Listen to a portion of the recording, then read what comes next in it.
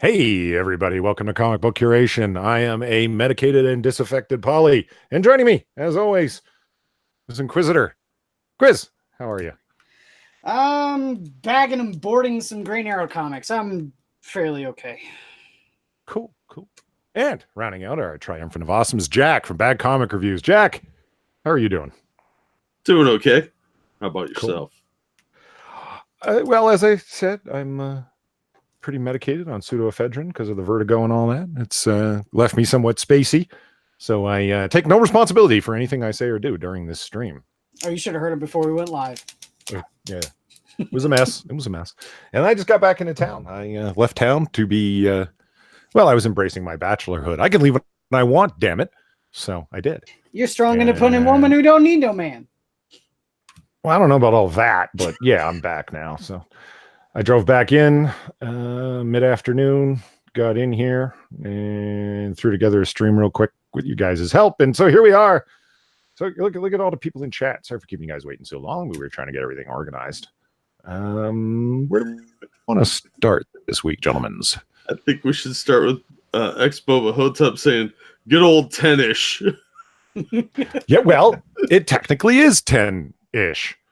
In mountain time? Well, no, in Central. Well, I can double the ish if you want. 10-ish. And then everyone's like, oh, right. Yeah. Wait, Polly's a man? Would any woman have a voice so sultry and mellifluous as this? God, I hope not. It's ma'am. It's ma'am. Oh, fuck. Aloha, Bianca.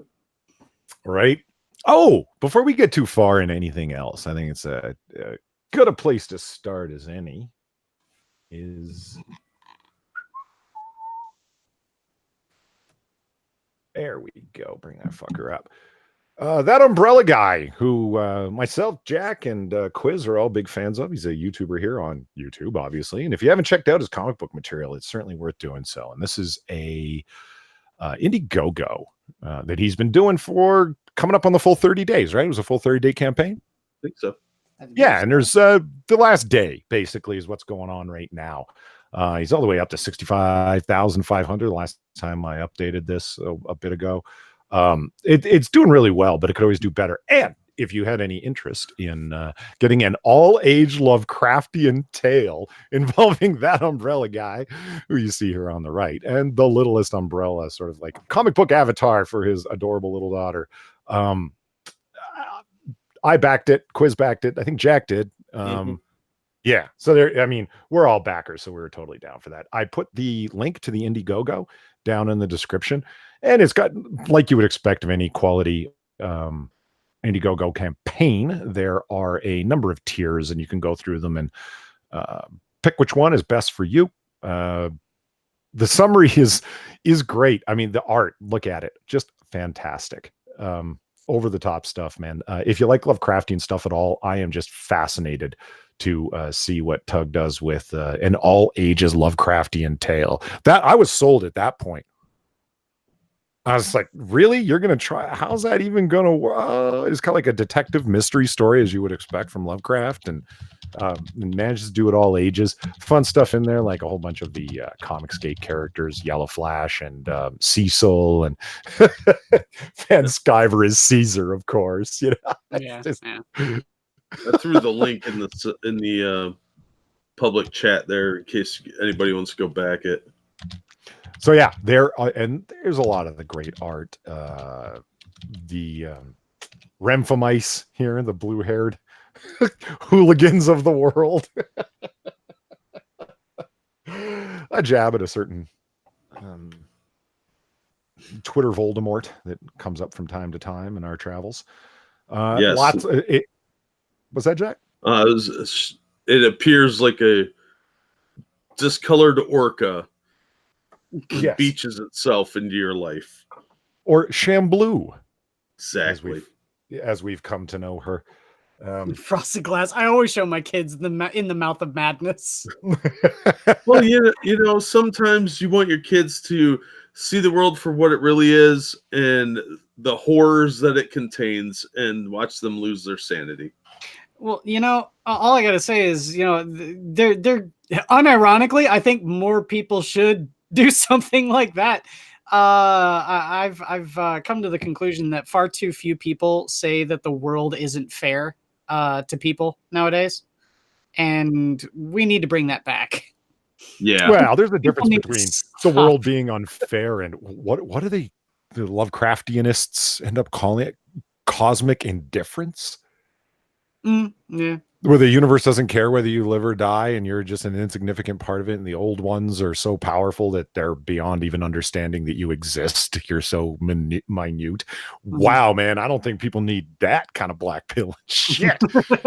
Like, if you can read it as interesting fiction, cool, but I don't really think people should give them a daily dose of that shit. Black pill your kids now. Yeah, I agree. Give them Warhammer minis to paint, and then tell them about the fiction. Well, that's what I, just on a personal note, I always put that challenge to certain individuals out there that I tend to get in disputatious conversations with, where it's like, really, do you tell your kid when you put them to bed that they're going to end up as worm food because that's your worldview? And if you die, you blink out of existence and nobody cares. It's like, wow, really? Think about Dad? That. Jack had a flashback. Yeah, it was just weird for a second there. I remember the one time when I was a little kid, and I was like, in bed, getting ready for bed, and Dad was like, tucking me in or whatever. And I was like, Dad, does everybody die? And he's like, yes, they do, son. Now go to sleep. I didn't sleep well that night. Well, yeah. In any case, kids the link to the case of the Littlest umbrella is Tug's IndieGoGo. If you're interested, by all means, check it out. And if you're additionally interested, by all means, back it and support it.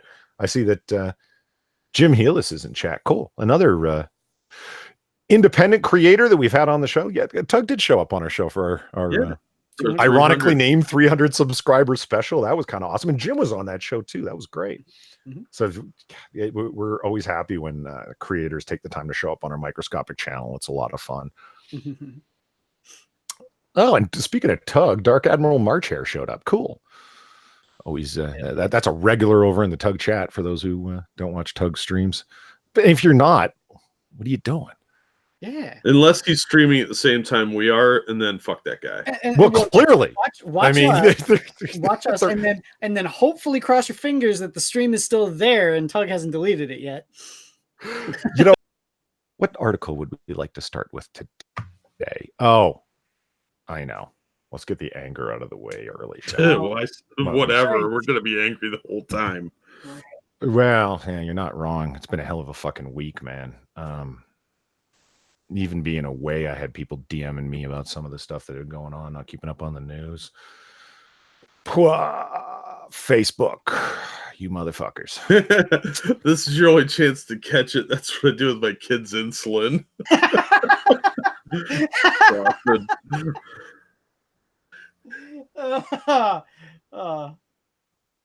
So here we are.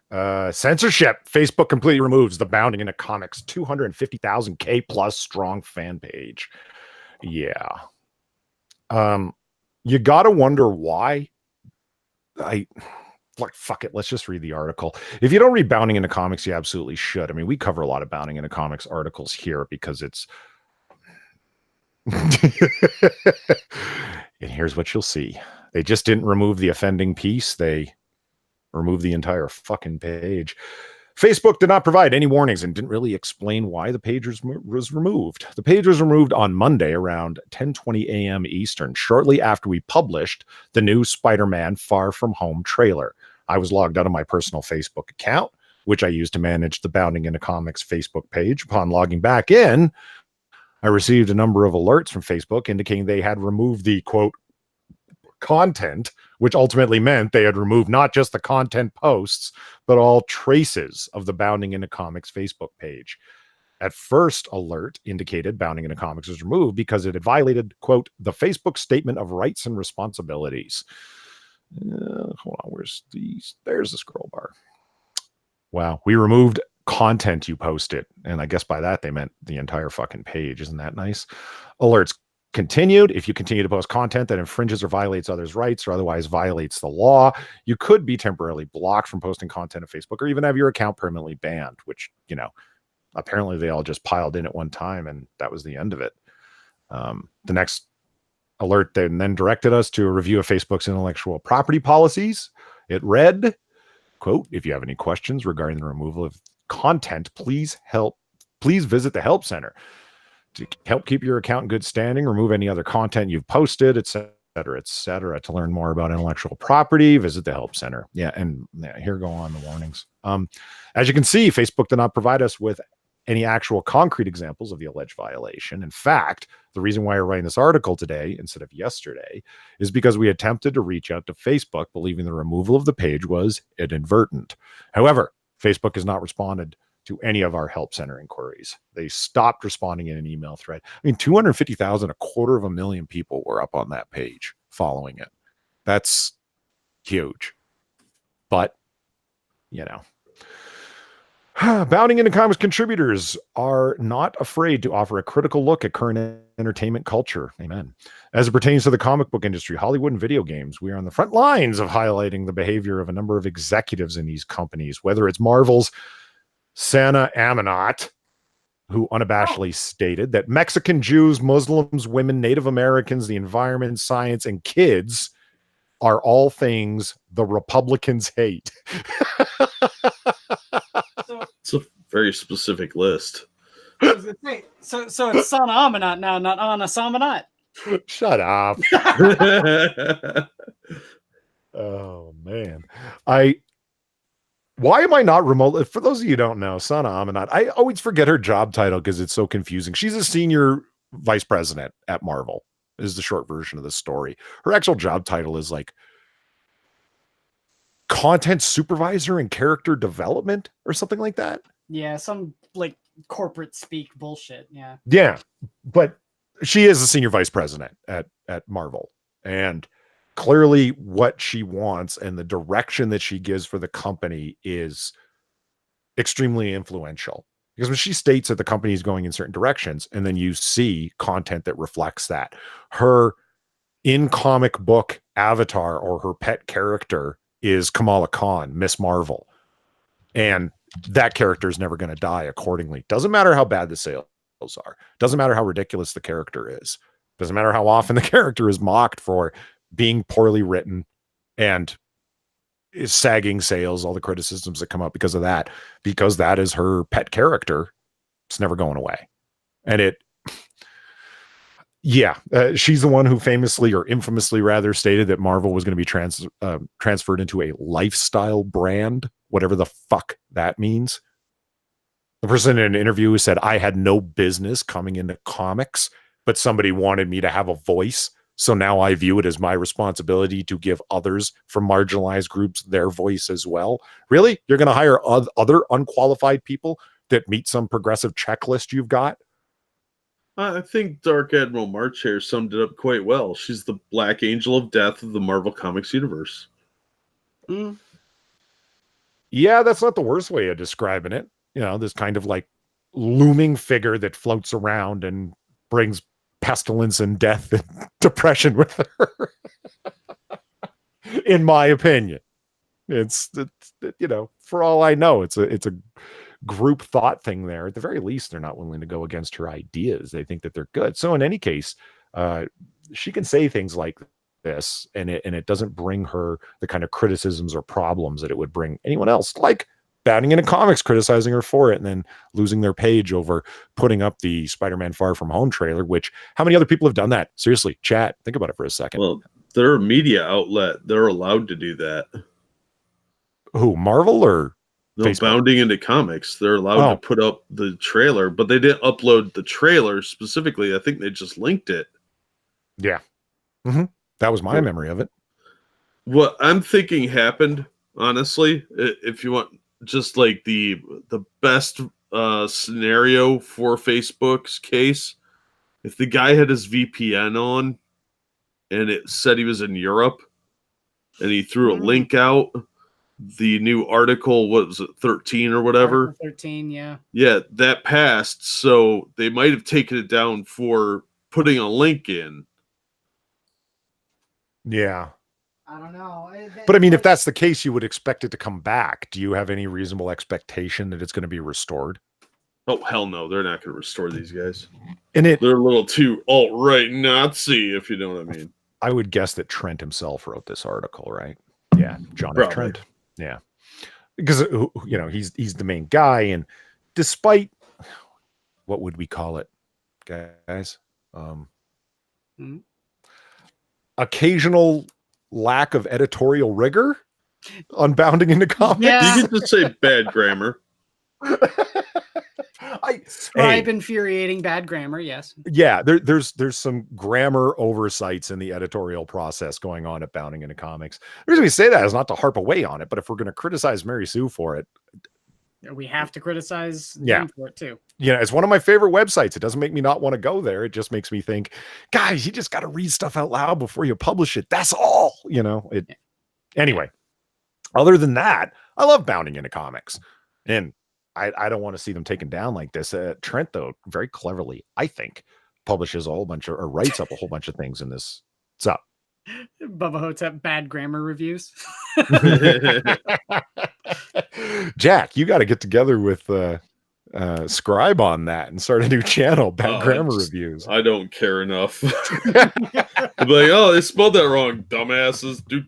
Moving on. I was saying, you know, that would be a prime example to bring up your Marvel calendar spelled wrong. Yeah, dumb fuckers. See your professionals, Jesus. Well, I mean, this is a small website as compared to one of the big two companies, a giant in comic books, misspelling calendar on their own calendar on the front of said calendar. That was so pathetic. Yeah, that's not a lack of editorial rigor. That's like a hard ball drop, man. Jesus. That should be someone is cleaning out their desk tomorrow. No. Yeah, but you know nobody got fired over that. Yeah. There was some milkshake polishing going on, if you know what I'm saying. Well, speaking of things along those lines, it's kind of interesting the way Trent wrote this, where it's like, this is what we do, just generally describing themselves, but in doing so, highlight a bunch of reasons why they wouldn't be really liked by a number of people. Yes. Perhaps like Sana Amanat and her unabashedly stating that Mexicans, Jews, Muslims, women, Native Americans, the environment, science, and kids are all things the Republicans hate. Science and kids, holy shit. But we also brought light IDW executive Justin Eisinger's comments. Eisinger intimated he wanted to execute Donald Trump supporters via a guillotine before asking a reporter if she punched a Trump supporter in the face.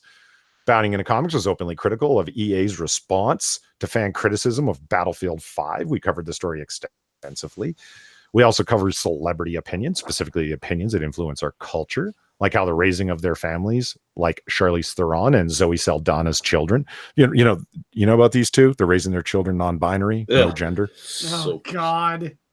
Yeah, I knew that Charlize Theron is one of those Hollywood. I'm a adopt some kids from another country thing, like Angelina Jolie, but.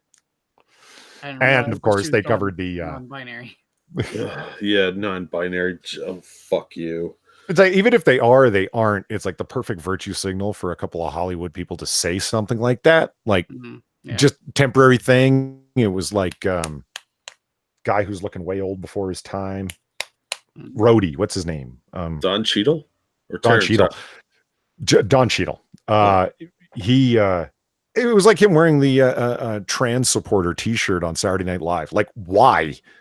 What have you ever done for trans people? What do you care about this other than the temporary virtue signal? Take the shirt off after the airing. I've done my job. Moving on. You know, it's just it's the easiest things to say. Signaling virtue is free, but inside of certain circles, definitely scores your woke points, right? Yep.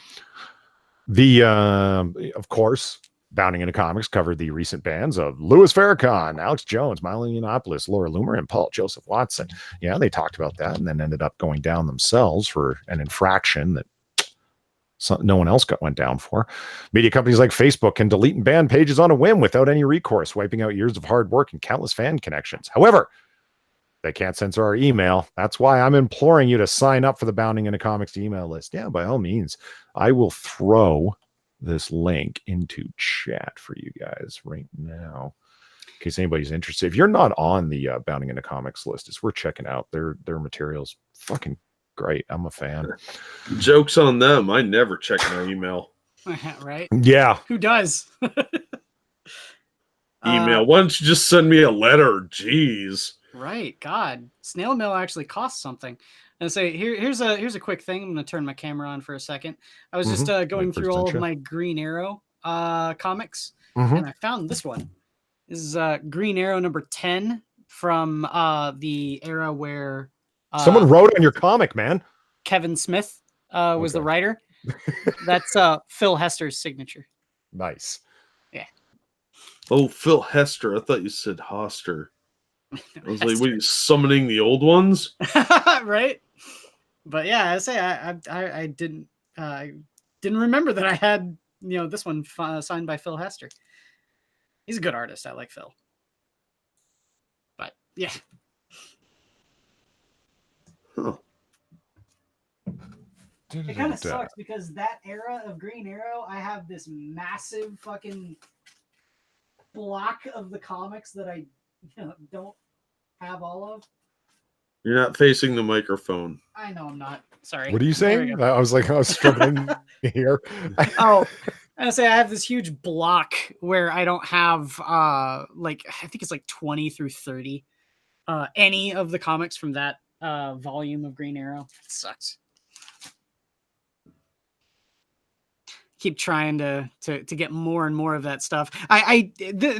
Whenever I was talking about it early in comic book curation, I kept on talking about how it's good to go to conventions to get those kinds of comics.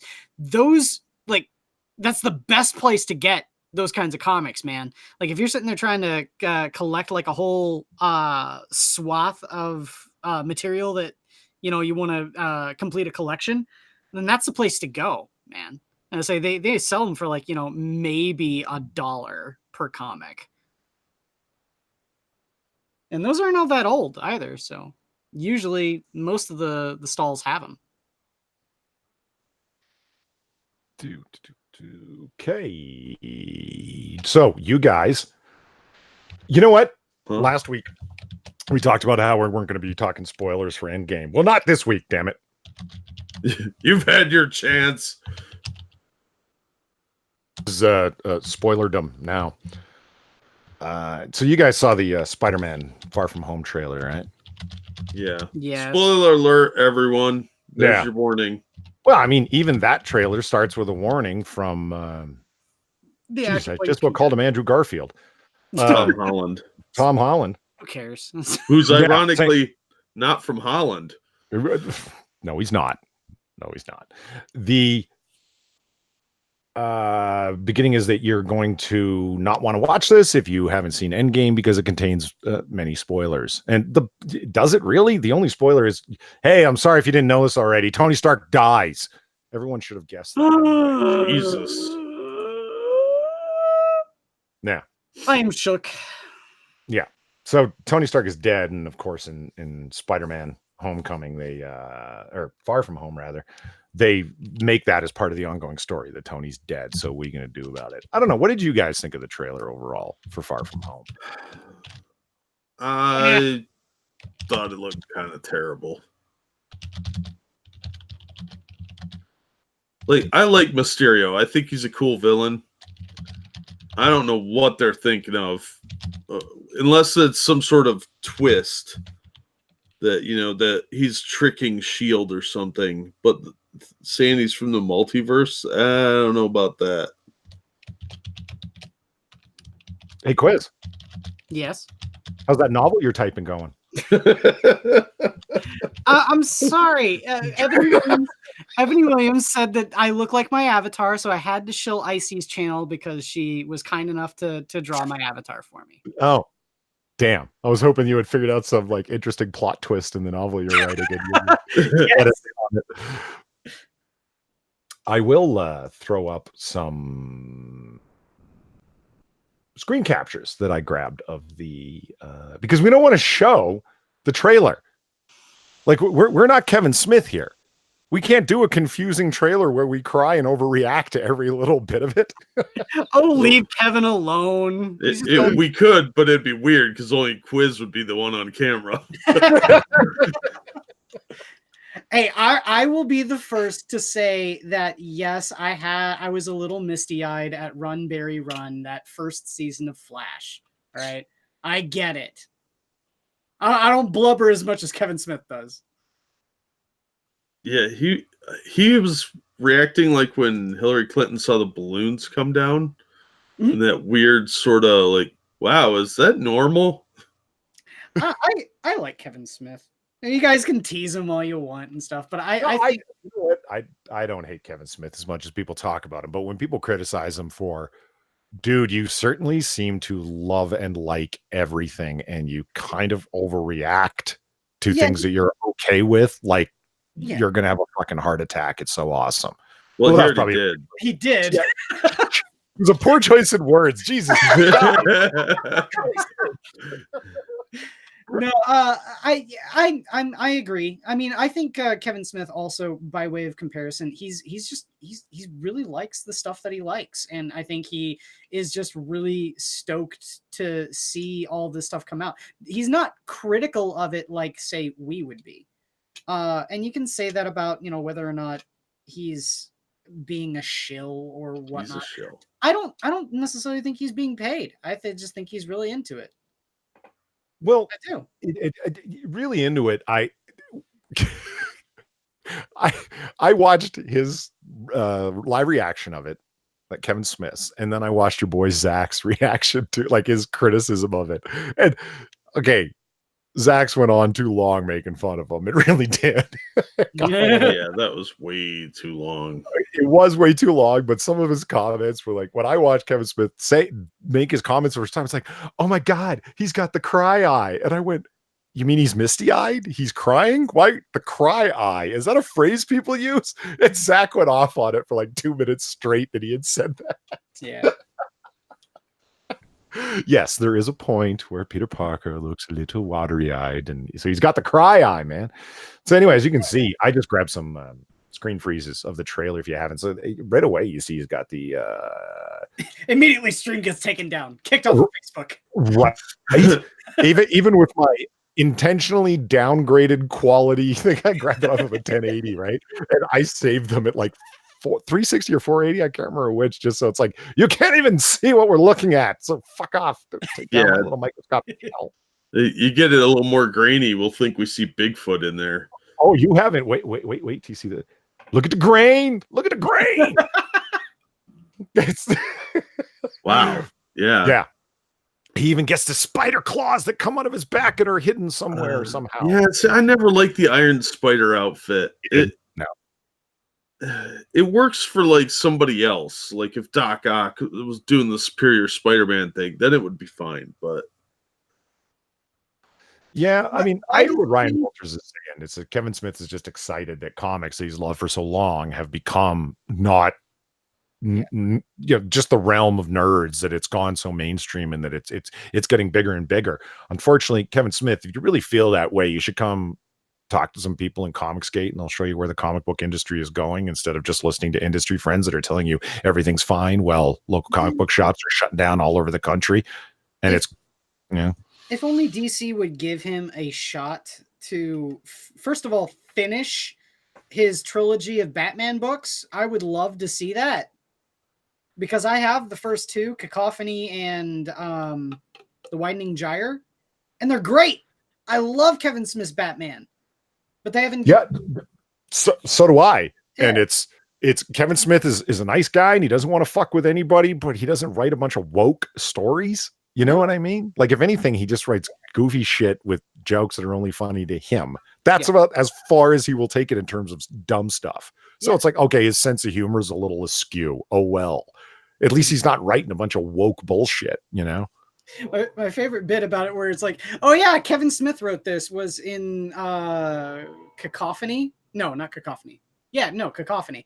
There's a bit where Batman is fighting Poison Ivy, but for Poison Ivy to like get him off of his game, she uses her, plant powers to release a whole bunch of THC into the air, so she's getting Batman high. Like, oh yeah, this is written by Kevin Smith.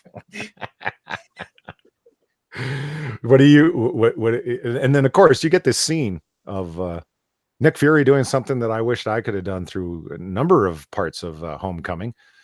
He hits Fat Boy with a fucking drug dart in the back of the neck, and it was like, oh yeah, it was great. Cut him off mid-sentence. It was kind of awesome.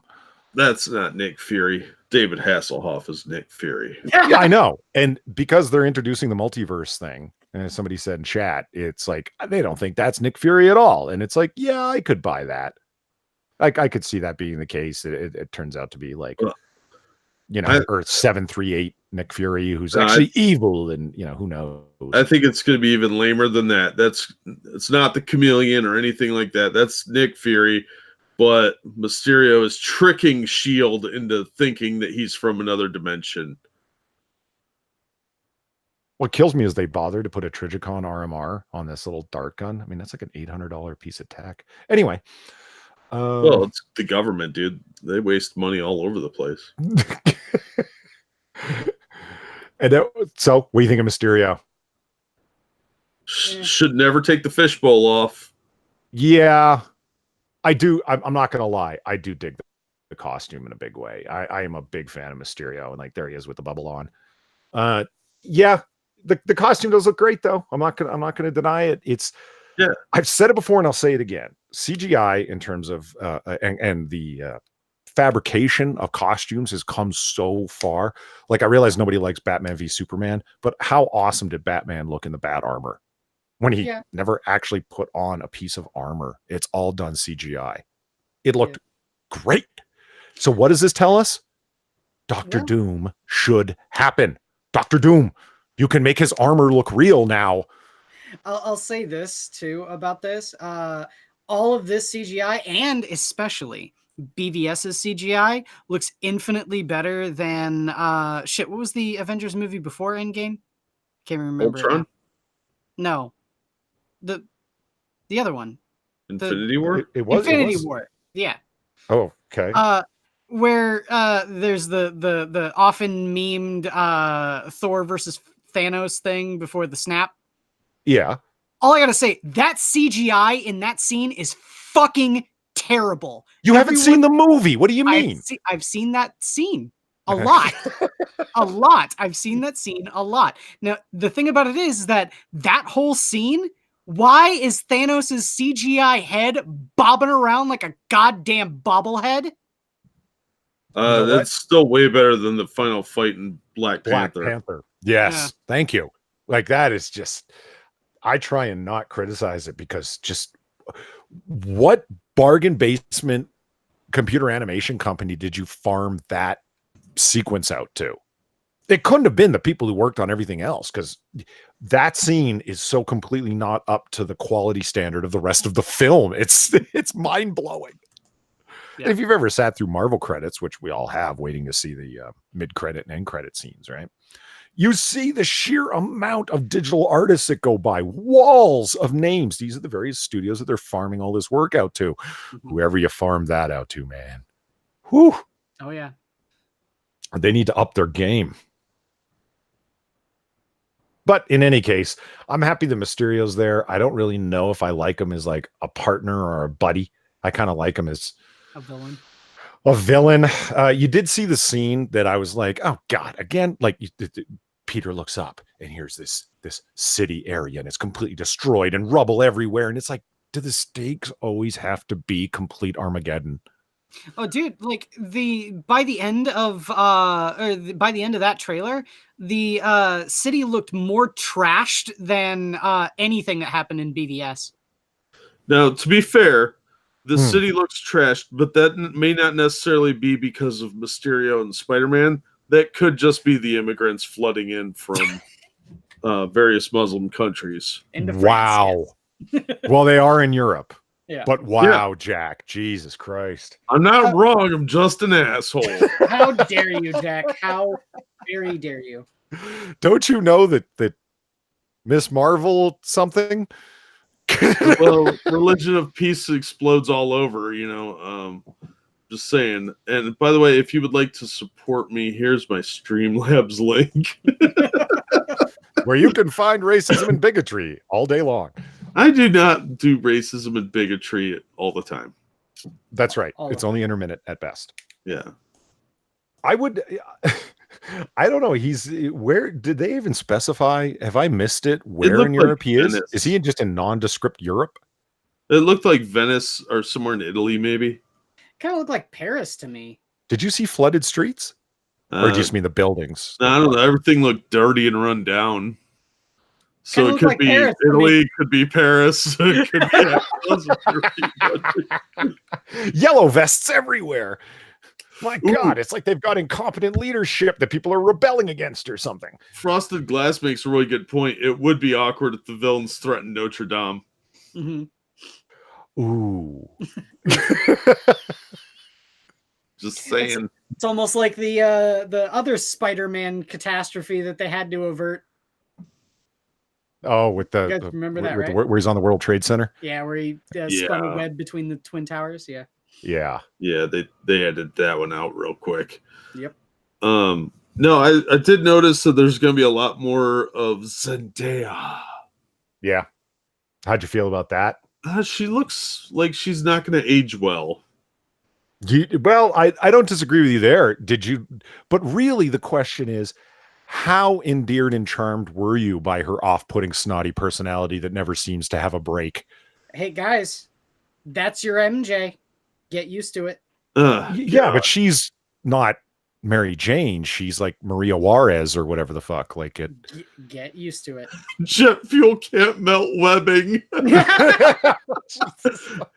Frosted, you're a and treat. I just want to point something out.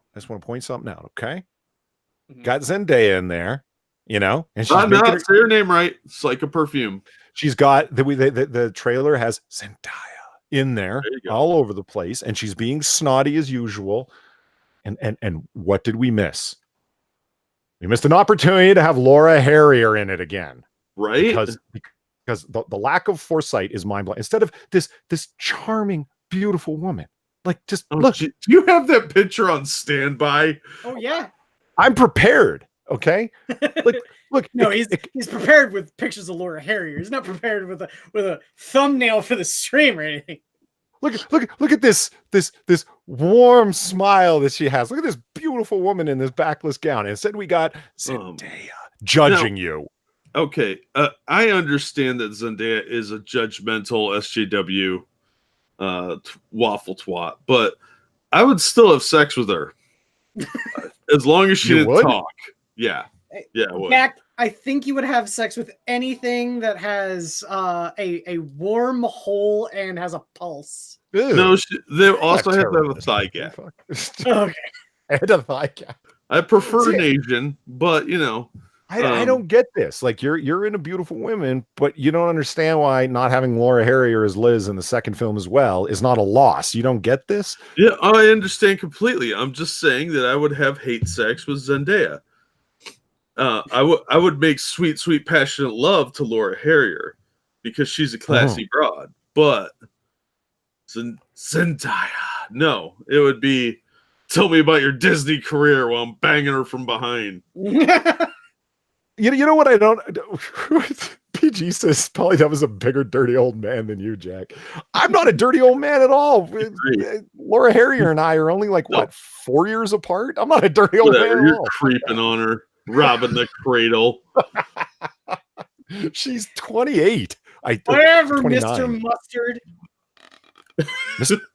Mr. Mustard. Oh God. Okay. That's Colonel Mustard to you. Hands up in the chat if you got that reference. Yeah, I don't get it at all. I'm not gonna. I don't need to deny it. I don't get it at all. It's a Beatles song. Mean old Mr. Mustard. And what? And he creeps on young girls in this song. Such a dirty old man. Oh, the lyrics are in the song "Dirty Old Man." Okay, so I'm the old man, but you're referencing fucking Beatle lyrics. But everyone loves the Beatles.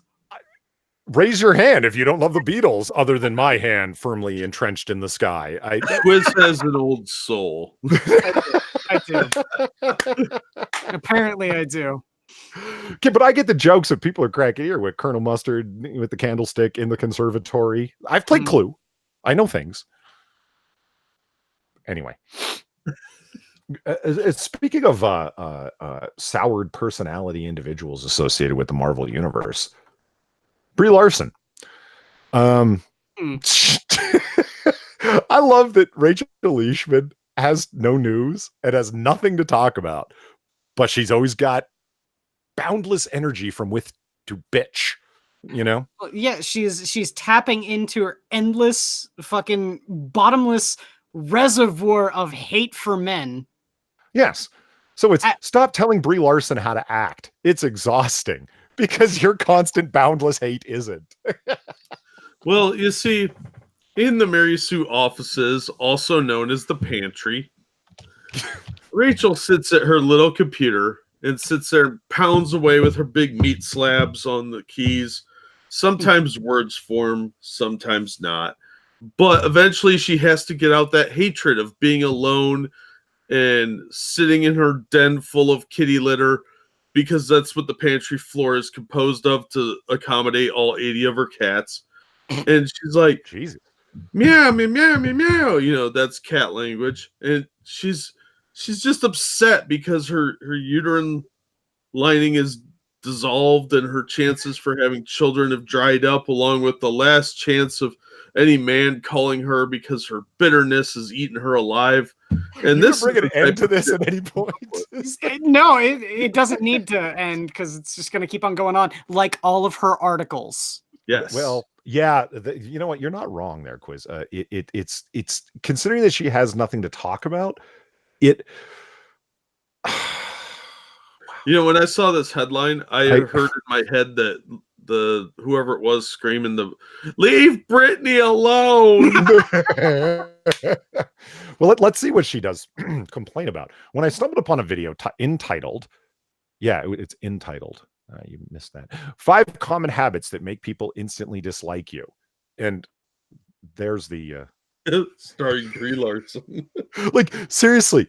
If you saw somebody staring at you like this, like, just picture her with slightly darker skin and dark brown hair. Tell me she doesn't look like Zendaya. Yeah. I'm not going up in there. It was probably built by slaves. Oh my God. Now I got some angry things to say on Twitter, and I'm going to give a Yelp review that these people will never recover from. Like it. And while I'm at it, where's your manager? Anyway. I want to speak to corporate. When I stumbled upon a video entitled things that are going to make, and saw Brie Larson's picture, I knew I was going to have some issues. You have way too many issues there. Do you think when people are feeding the pigeons, she comes by and just throws things at pigeons? Like, here's some popcorn, fuckers. She just seems very hostile.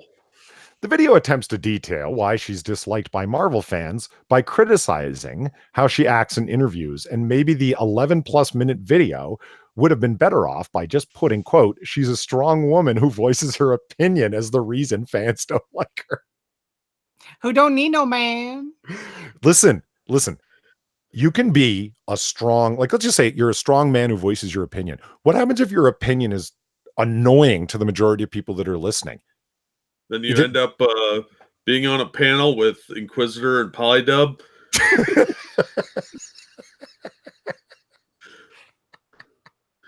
I'm trying to make a legitimate point. Were we being serious here? That was good. Okay. And anyway, I think you guys saw where I was driving at. Anyway, if I wasn't angry, but stop self-referential an article. Okay. If I wasn't angry about how Larson had been treated before this video started, my anger grew when the examples of how to properly display sarcasm were mostly men. I pride myself on being sarcastic. Rarely do I take something seriously. And I think that Brie Larson and I would get along in that regard.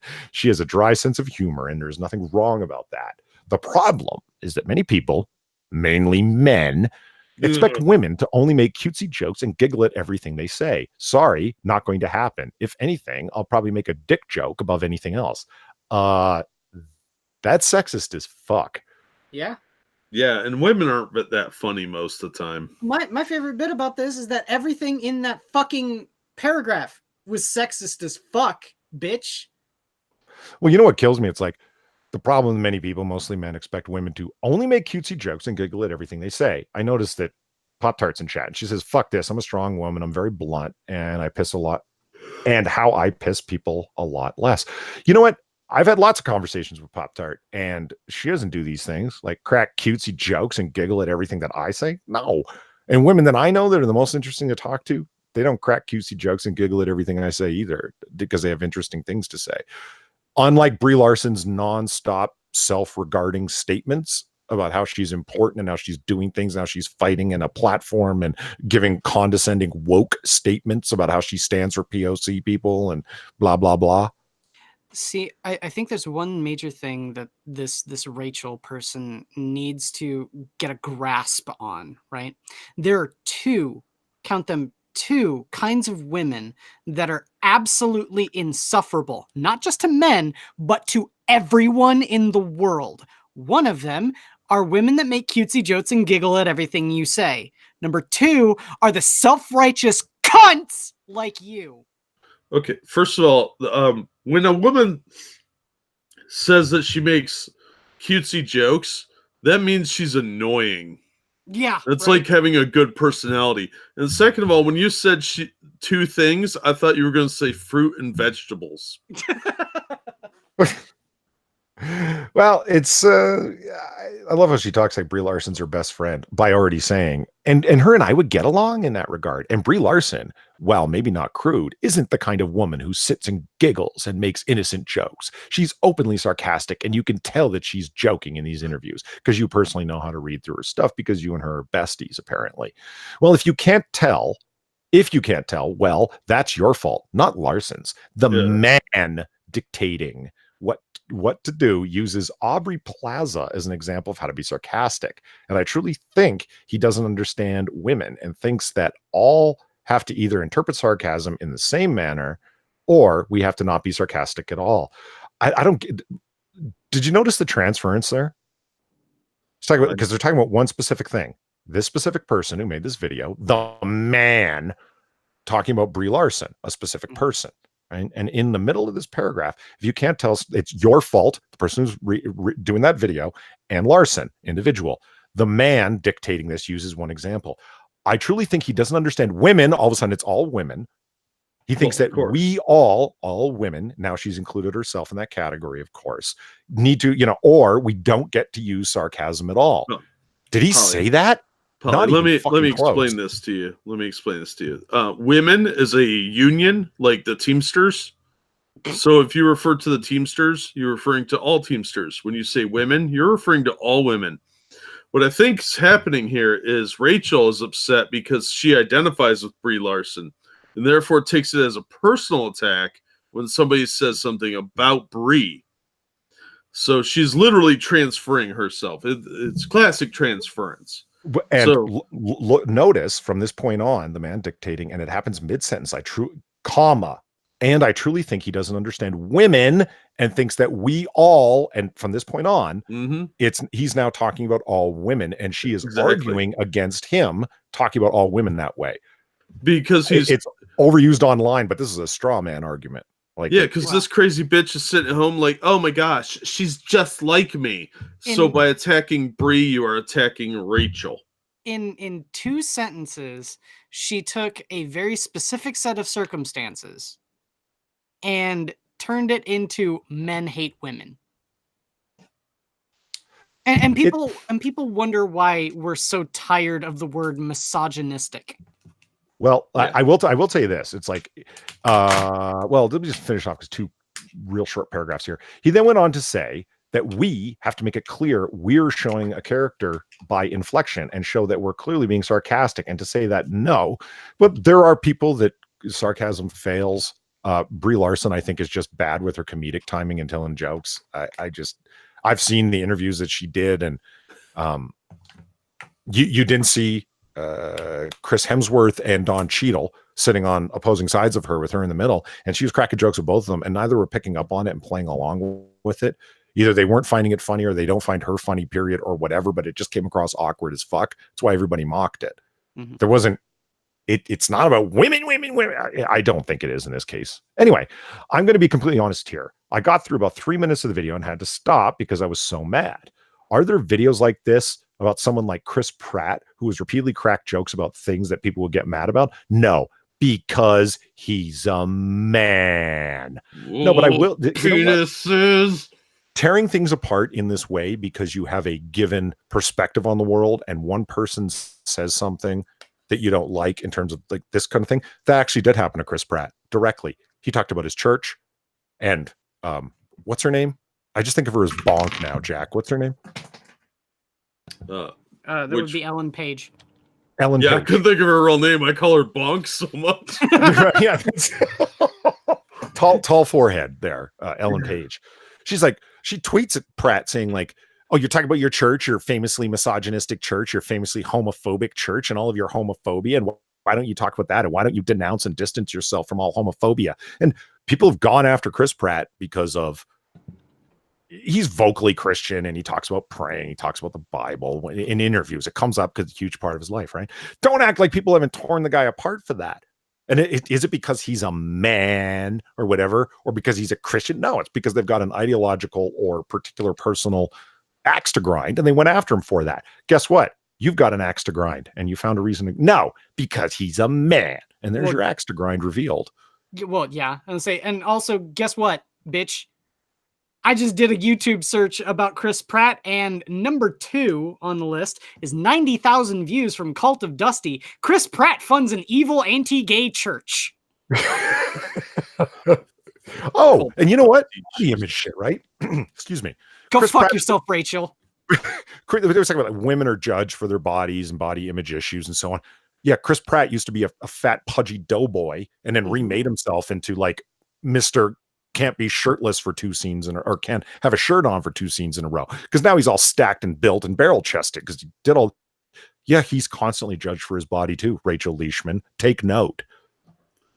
Was he judged like that? No, because he's a man. Oh, wait, he was. Shit. It's okay to judge a man, though, because they are just objects. Yeah. Yeah. I mean, she's the one who brought up Chris Pratt. That's the only reason I'm using him as an example right now, right? But it's like even your own example fails in front of you. Somebody asked me, if these articles make you angry, why do you read them? And it's for the comedy and for the fake ass nerd cred that these people operate on. And they're the ones shaping the way the characters and the stories and the lore and everything that we love and have loved our whole lives are now being diverted in a given direction because these people who have an ideological axe to grind and have found a place to do it in comic books and movies, in games, in video games, like the list goes on. In fucking Magic the Gathering, flipping cards, they manage to find it. In cosplaying, and they find a genre and invade. Yeah, I mean, you know what I mean? It's like, so why pay attention to these articles? Because these are the extremist nut bars that are directing the crappy direction that these things are going in. And if you want to see the extreme end of where it ends up, look at Mary Sue. Look at The Root. That's the direction they're headed in, because ultimately this kind of identity politics and moralizing bullshit ends up in a direction of having beef with everything at all times. And these people have a shocking amount of influence in entertainment. It's horrifying. I would also say too is the fact that regardless of whether or not it's good for our mental or physical health, like I'm getting a little hypertension right now, but regardless of all of that, these people cannot be unopposed, period. Yeah. I've heard the argument, so much about, do my criticism actually make a difference? Well, it does, because it sways people who are here to, actually engage with your opinions. People who are not going to engage with your opinions are not going to change. So I'm not expecting to change Rachel Leachman's deluded, small, and myopic mind. I don't plan on doing that because I can't. But you know what I can do? I can point her out, laugh at her, get a little bit angry at her, and let all of you people who are watching know that these are the sorts of things that I personally don't want to see in my comic books. Yeah. Yep. And then, of course, the obvious thing, people that are this far gone, I mean, there's a strong element of humor there, right? It's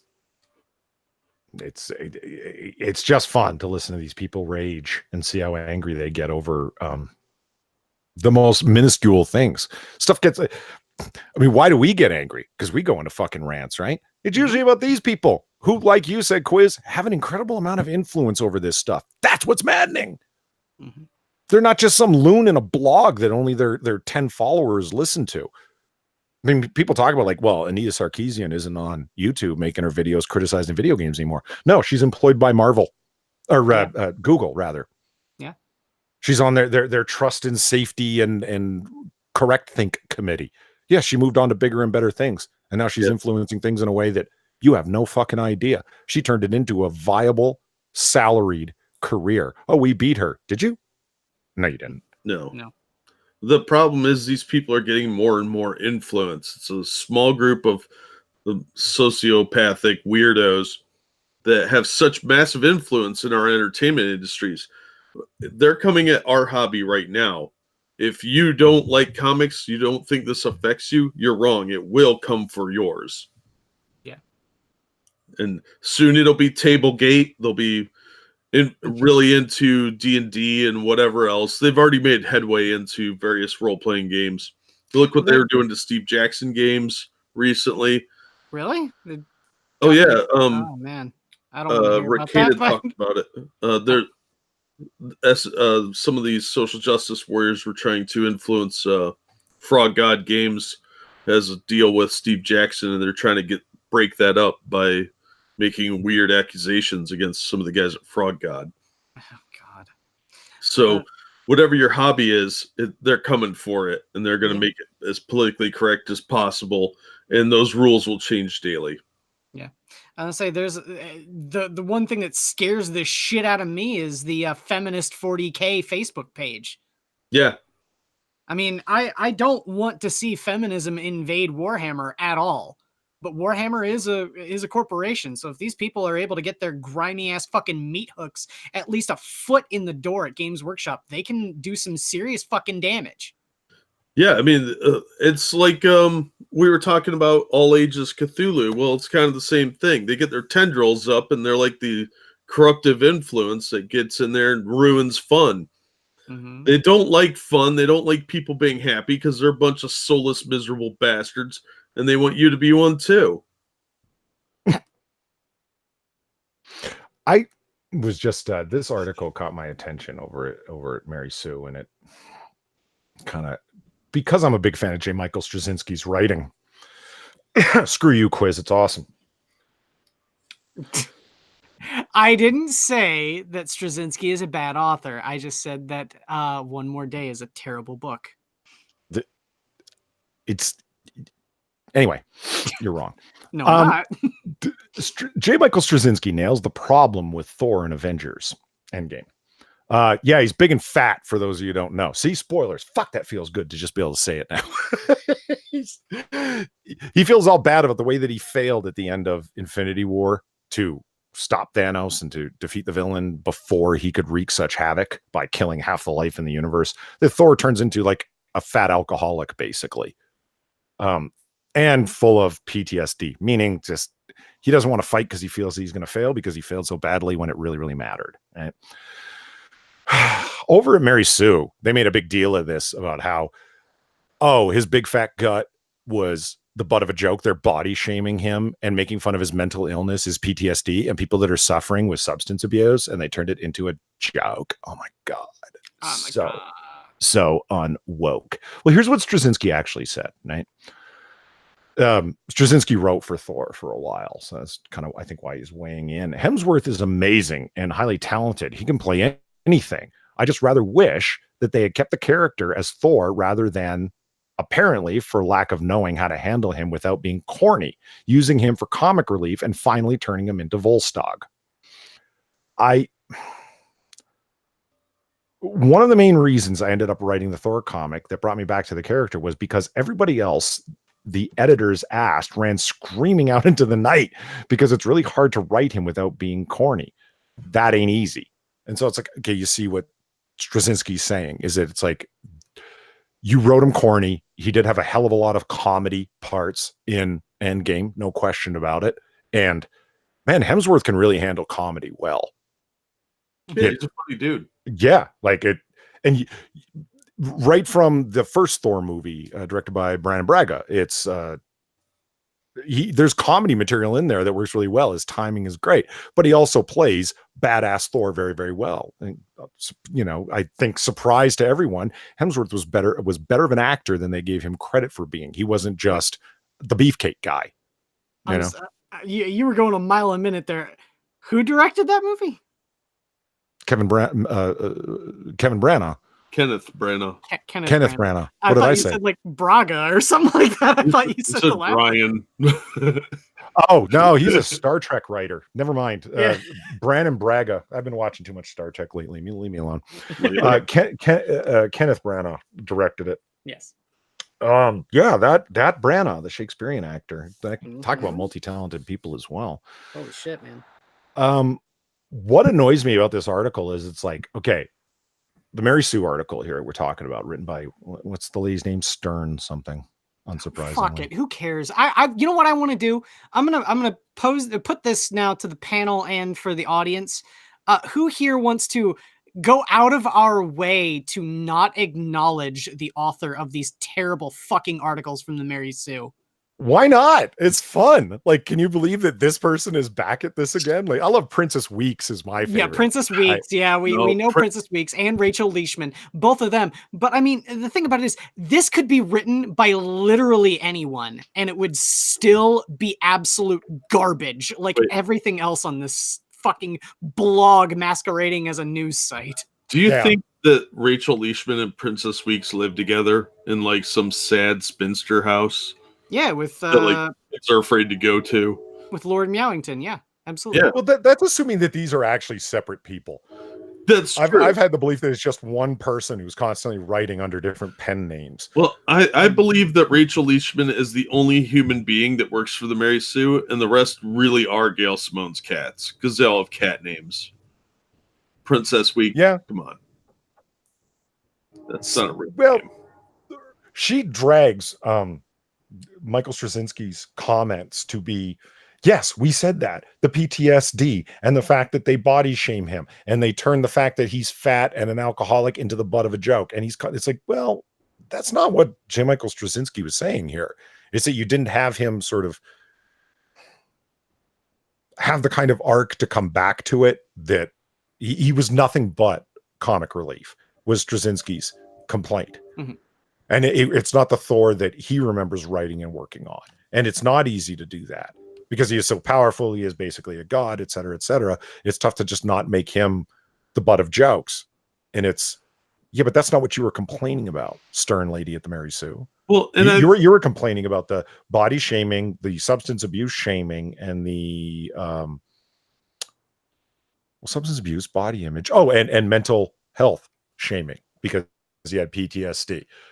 It's like that's why you were angry. Don't act like this blue check mark, an incredibly talented and successful writer, Straczynski, is on board with you with that, because he's not. You guys aren't saying the same thing. Well, it's possible that they were using the humor to mask his pain. And I think that they did a really good job showing that in the way he was so reluctant to go out and join the team again. I think that they're really glossing over that by saying, oh, look, they made a joke out of this mental illness. No, that's not the case at all. They were using humor as a deflection technique. That's what a lot of people do when they're scared or nervous. They make jokes. You ever see anyone laugh at a funeral? Yep. Yeah. It's the same kind of thing. I think they're not giving them enough credit for the depth they actually did with Thor in the movies. I mean, how deadly serious did it get the first time that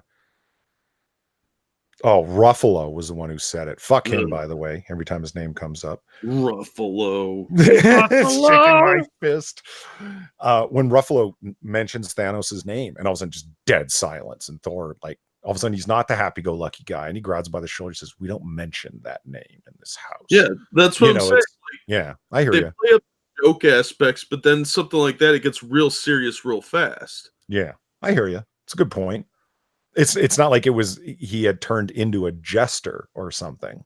Yeah, they weren't like, he wasn't like tripping over, falling down, going, "Ho ho, bounced off my tummy," you know, weird and stupid. Yeah. Yeah, they played it, some of it for laughs, but it was to mask that he was suffering. Ooh, Ebony Williams has a good question for you. Question. Who do you hate more, Ruffalo or Jason Momoa?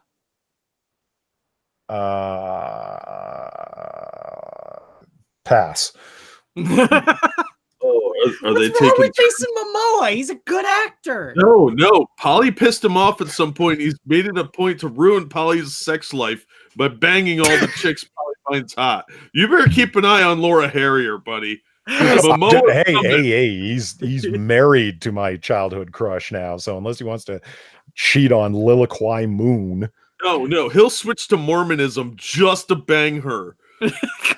What? Polygamy. Oh, okay. I was like, what the fuck are you talking about? Who's the Mormon? I don't have to make sense. I was saying my favorite bit of stream lore is still that tweet from, I believe it was Frosted Glass, where he put Jason Momoa stalking up behind oh god, Frank Frank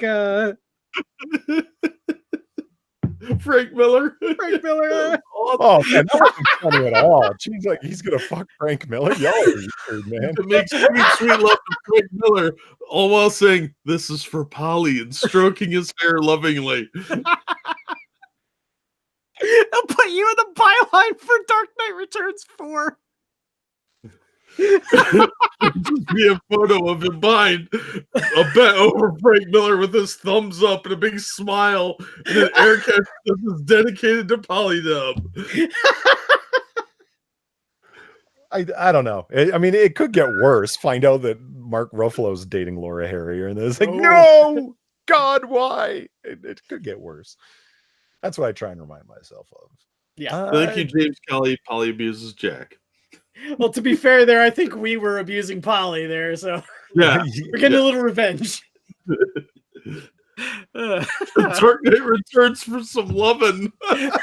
For those of you who don't know, James Colley and his fixation on the Polly abuses Jack hashtag is it's ironic because clearly Jack is the one who abuses me. After all, you can go back 4 streams and hear Jack threatening to pistol whip me live on the air.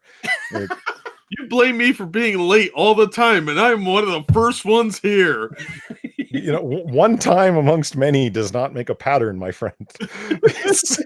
Hey, Polly, there are no space leopards. No, Star Trek Voyager is a fictional show, but there is a fictional space leopard in it. No, there's not. It's a sea monkey. God, train, please come. Jack Gunsky had an interesting question. Have we heard Polly's take on Hulk in the new movie yet? Like, why couldn't they make, for those of you who don't know, they end up doing the smart Hulk idea, basically Gray Hulk for a while, where Bruce Banner has control over Hulk. So he's like big and strong and hulked out, but he has Bruce Banner's mind. So he's intelligent and not on a constant rage fest all the time. And that's the way they played him in the movie, is that so they CGI Ruffalo's stupid fucking face onto the giant green Hulk body. And so now I have to look at green Ruffalo the entire time from that film. It wasn't the worst thing ever. Ruffalo he didn't actually say anything that really got on my nerves. It was just having to listen to the man talk. I don't think, Ruffalo, go back and watch your own performance in the first Avengers film. You're a serious guy, a highly intelligent doctor who's beset by this looming fear, almost like the Hulk as a separate persona is stalking him. Like there's a depth to it, and it's interesting, and it's serious, and it's cool. And then all of a sudden he turns into for want of a better description, a huge soy boy, a pussy. And in Thor Ragnarok, he had developed, not Ragnarok, the film after it. Was it Age of Ultron when he had erectile dysfunction? Infinity War. That was Infinity War when he couldn't get the Hulk to come out. He couldn't get a hard on. Yeah, that was perfect. By the way. If your Hulk lasts for more than 4 hours, see a doctor. Consult the doctor. Well, that was basically it. He was scared and had performance anxiety and could no longer perform in front of others. What else is that other than erectile dysfunction? Yeah, Dark Admiral Marchair points out what I was going to. The Smart Hulk is from Peter David's run. Yeah, it's Peter David is a talented writer. There's no question about that. Yeah, Ruffalo ruined it. They really needed more time to set that up and do its own thing. But they're not going to make another Hulk movie because it doesn't make any money. Probably not, but I still cling to the idea that the Russo brothers did legitimately fire his ass on Twitter. And therefore, they'd have to switch actors yet again, and they'd be into a Sony Spider-Man kind of thing. Switching actors so often it becomes ridiculous. And they're like, the movies don't make that much money anyway. Let's just have them guest appear from time to time. We'll pretend the Russos didn't actually can his stupid ass for shooting his mouth off. In any case, I don't know. What did you guys think of? Well, Quiz don't know. Jack, what did you think of? I thought he was too much of a bitch. Yeah, he's a little soy boy the whole time, man. He really did like guzzle the soy by the gallon.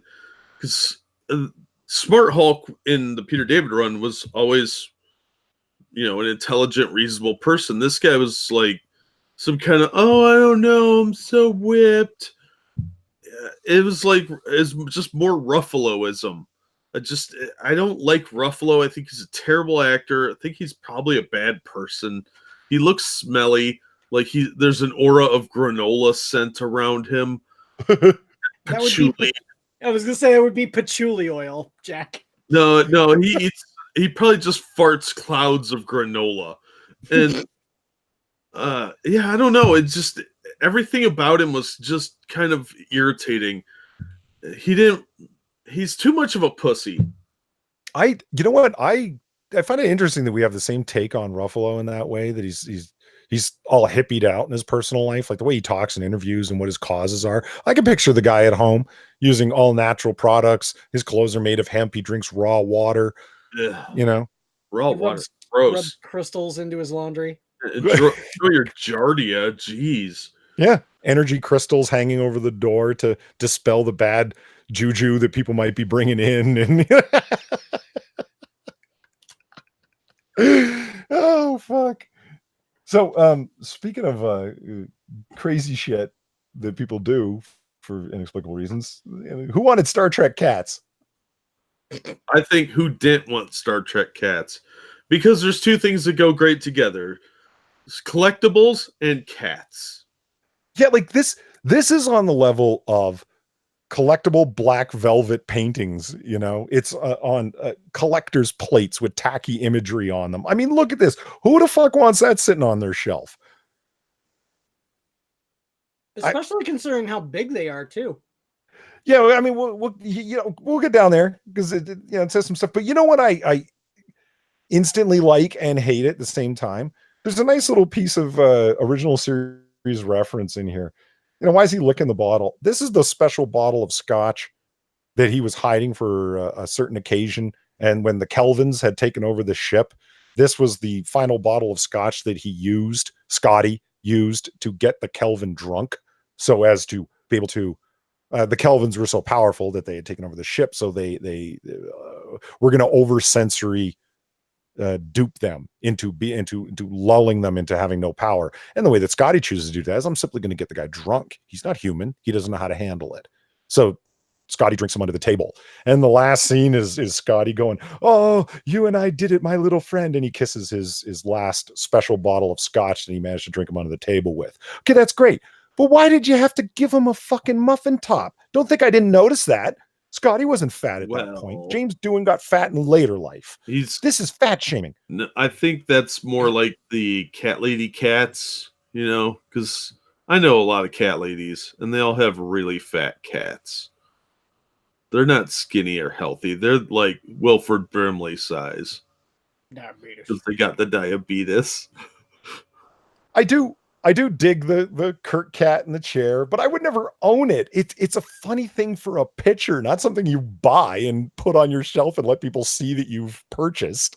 I don't know. That's just making me want to buy one now. It stands 7 inches tall, Polly. Yeah. The thing's huge. But I don't know, man. The $60 is a long way to go for a joke. Yeah. It really is. I mean, especially when it's Each. like, what? Like, this is the cat art of Jenny Parks, and it's like, oh my God, you specialize in it? Oh no. Your life makes me sad, to borrow a phrase from Ranting Monkey. No, but in this case, it's absolutely accurate. To boldly go where no cat has gone before is the motto of a Texas-based Chronicle Collectibles. Has taken to heart its wonderfully whiskered new line, the Star Trek Cats collection, which is based on the whimsical feline art of Jenny Parks.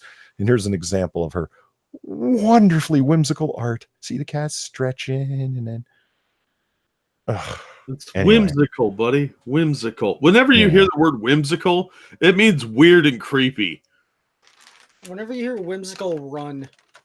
Yeah, that especially if a woman says it, she's a cat lady, and she's probably a hoarder, and she's probably crazy. It seems a little nuts.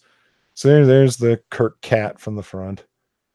James T. Kirk is a cuddly commander dressed in a gold tunic and now comes with his familiar Enterprise captain's chair to capably direct the furry crew. The striking hand-painted piece stands 7.5 inches tall and comes recently sprayed with all the required shots. That's so stupid. Annoying hairballs are not included. I read it as sprayed because I thought it was going to be like, airbrushed art or something like that. It's like, no, it's just an annoying camera. I'm with Frosted Glass on this one. It's clearly meant for the Mary Sue employees cosplay. Ebony's hating on us. Y'all have no sense of humor. And I'm like, I don't know. See, that's the thing. I brought this up before.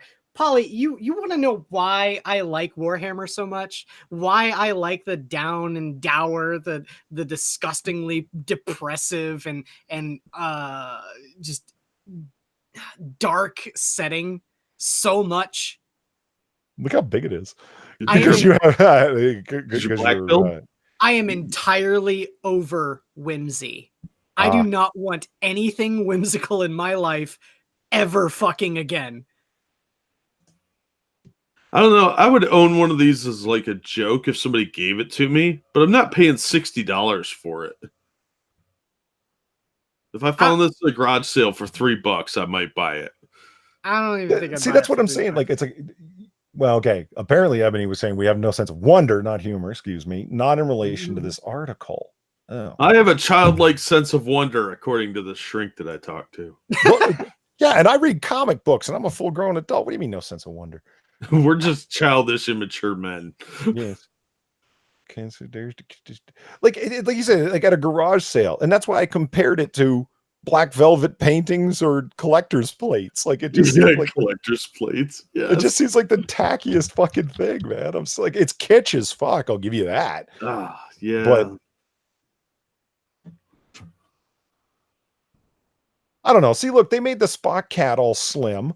Why'd they have to give Scotty a muffin top, man? See, look, he's clearly bulging here. Just saying. Well, that's a nice touch. They put him on top of a transporter pad. I mean, there's no lack of detail here. I'll give you that. But that's what happens when CBS Paramount is willing to offer you licensing. You can actually use stuff. Anyway. It's campy. It is campy. It's kitsch as fuck. I'll give you that. But I don't know.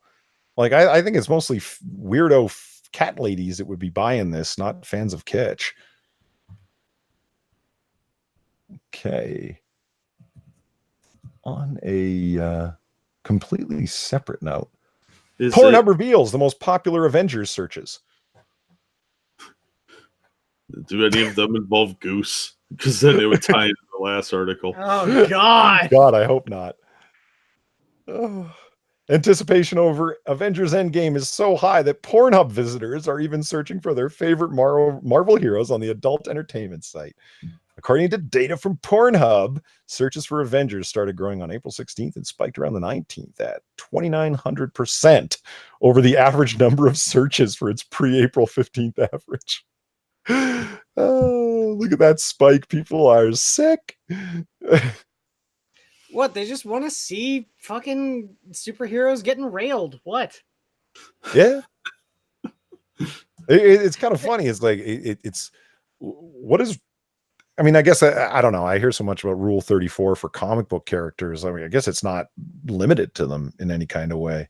Oh, no. No, it's Brian so Walters. I hope Beta Ray Bill's in the top 10. Oh, God. No. Unsurprisingly, Captain Marvel is number 1. Actually, that is kind of surprising. I would have figured Black Widow would have been higher than Captain Marvel.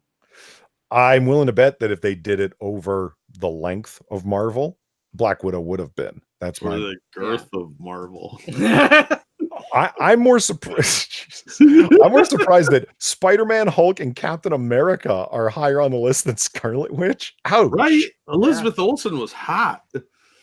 Well, But they're dudes. I wonder how many of the people are just looking up for Scarlet or Captain Marvel because they want to see her get hate fucked. You know what I mean? Yeah, it's possible. Well, okay. Also, not shocking. This is not shocking according to Mashable, so I take no credit for these interpretations.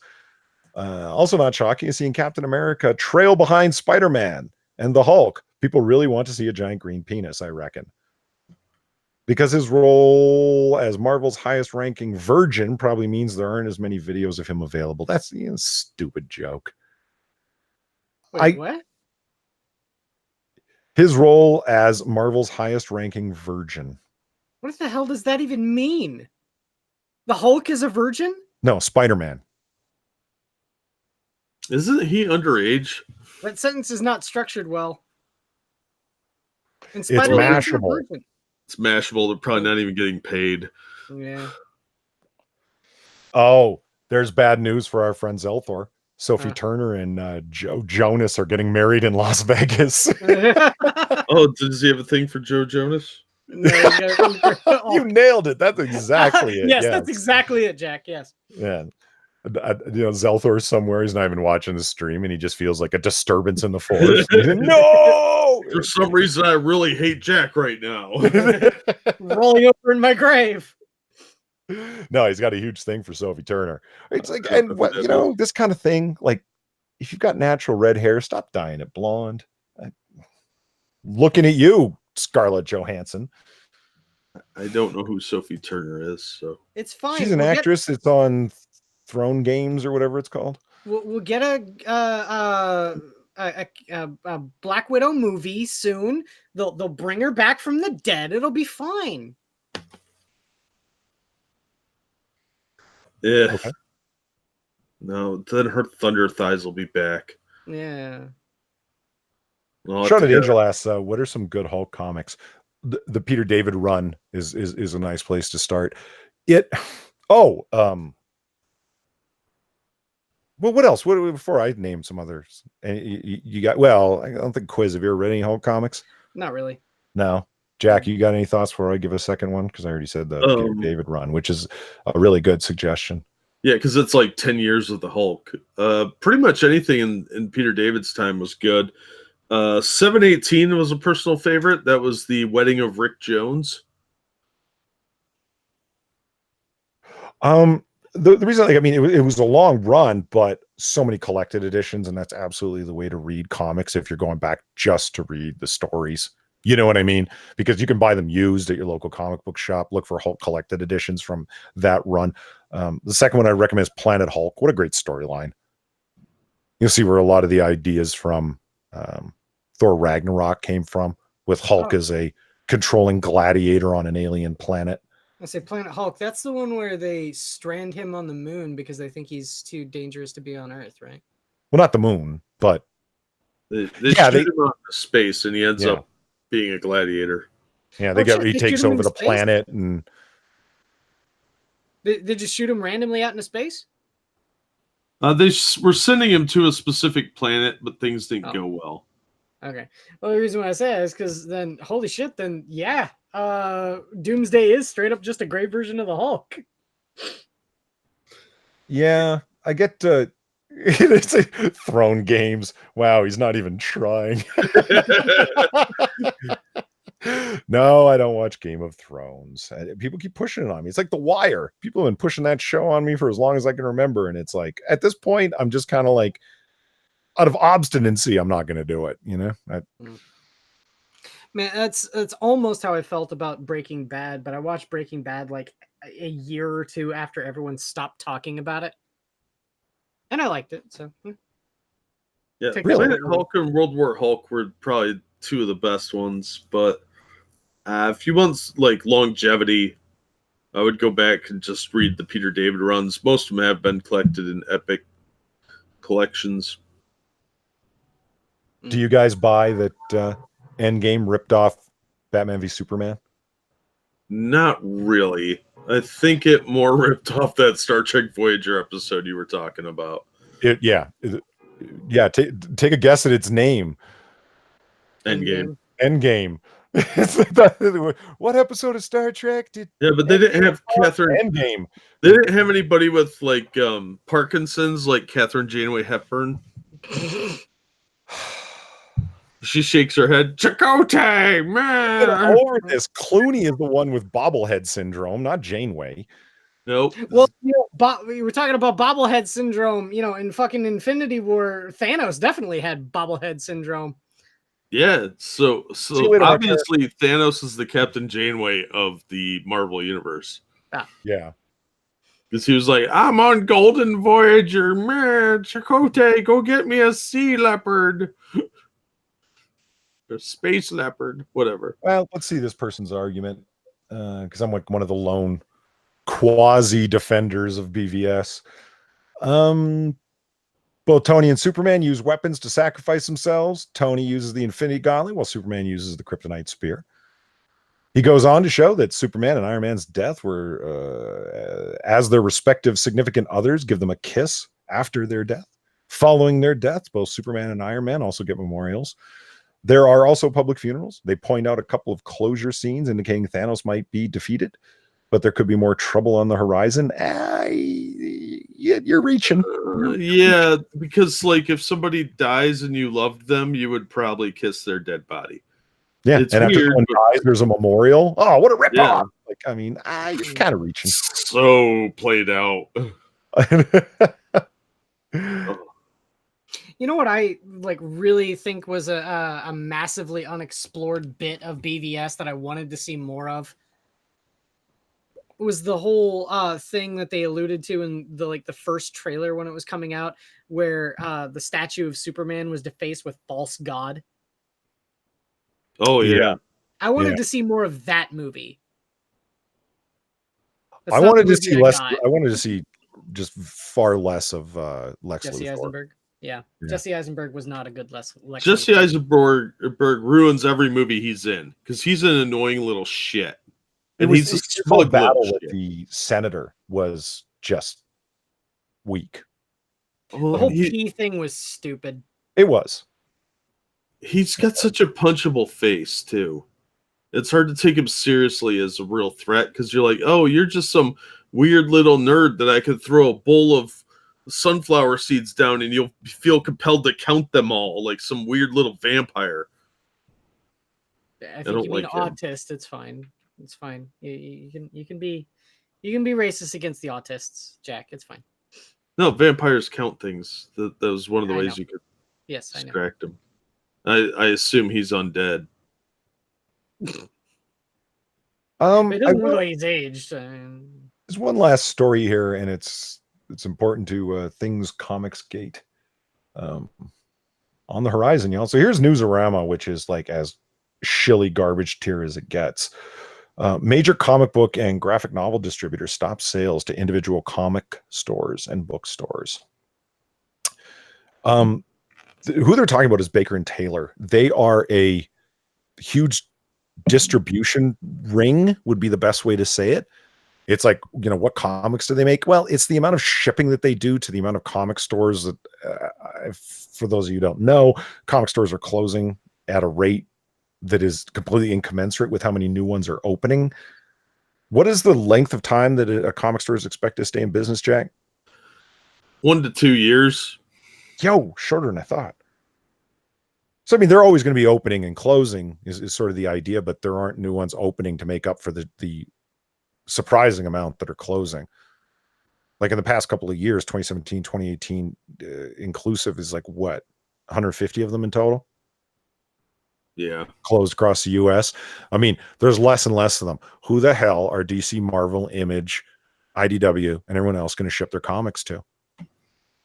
Well, Where are they all going to go? They're already having to do a million and one. Diamond distributors are having to do a million and one deals to induce people to order more comics, and we are over shipping, and we are sending you comics you didn't ask for to see if you can sell them, and on and on and on. Closures are rampant, and now Baker and Taylor is completely eliminating their comic book and graphic novel department and focusing on other areas of their business that actually earn the money. Yeah, I was talking to one of my comic book guys the other day, and he was telling me that they got a bunch of Image books in that they didn't order. And he's like, I never ordered these titles ever. They're not titles that we carry. He doesn't even really carry that much Image stuff to begin with. And he ends up with an entire box of it. He's like, I don't know why they're sending me this, because they end up not charging you except for the freight. And he's like, it's free books, but how am I supposed to sell this crap? It doesn't sell here. And they're getting very frustrated with it because it's not just Marvel doing it anymore. Now it's everybody doing the overships. And with Baker and Taylor going out, that's a big dent, and they're going to be pulling more of these tricks and scams. It's really sad. And it expedites the speed at which the industry itself is shrinking. Yeah, it's a desperation move. What's not good about it? I mean, all you need says that's not surprising. Unfortunately, people consume online now. Who wants to buy hard copies anymore? Well, that is a common argument that's made. And some people do like digital comics, but a lot of people do like hard copy comics in a big way. The support is still there if the purchase of tentpole stuff like Batman, Spider-Man are to be any kind of indication. It's the overpublication and of those that's a problem, and the sheer amount of low sales for pretty much everything else other than the big names. I mean, to sell 10,000 issues used to be laughable and would get you canceled. Now that's okay. That's a reason to not cancel something. Well, no, it's 10, a reason 000, to just that's major success nowadays. Yeah, which is like, are you fucking kidding me? I mean, issues will go down to like 4,000, 4,500 sales before they start to think about canceling it. America Chavez thinking of you. Yeah, it's like, maybe no one is interested in this. You think? Maybe? But again, the never-ending search for the phantom audience. All we have to do is keep promoting things to previously unincluded demographics, and there will be huge sales. And besides, everything's fine. They said so at South by Southwest. Everything's fine. And look at all we did to promote the MCU, Marvel executives said. And it's like, yeah, but that doesn't equal comic book sales. We're talking about the characters. A lot of the problems are that retailers don't know what they're doing. They don't track their sales.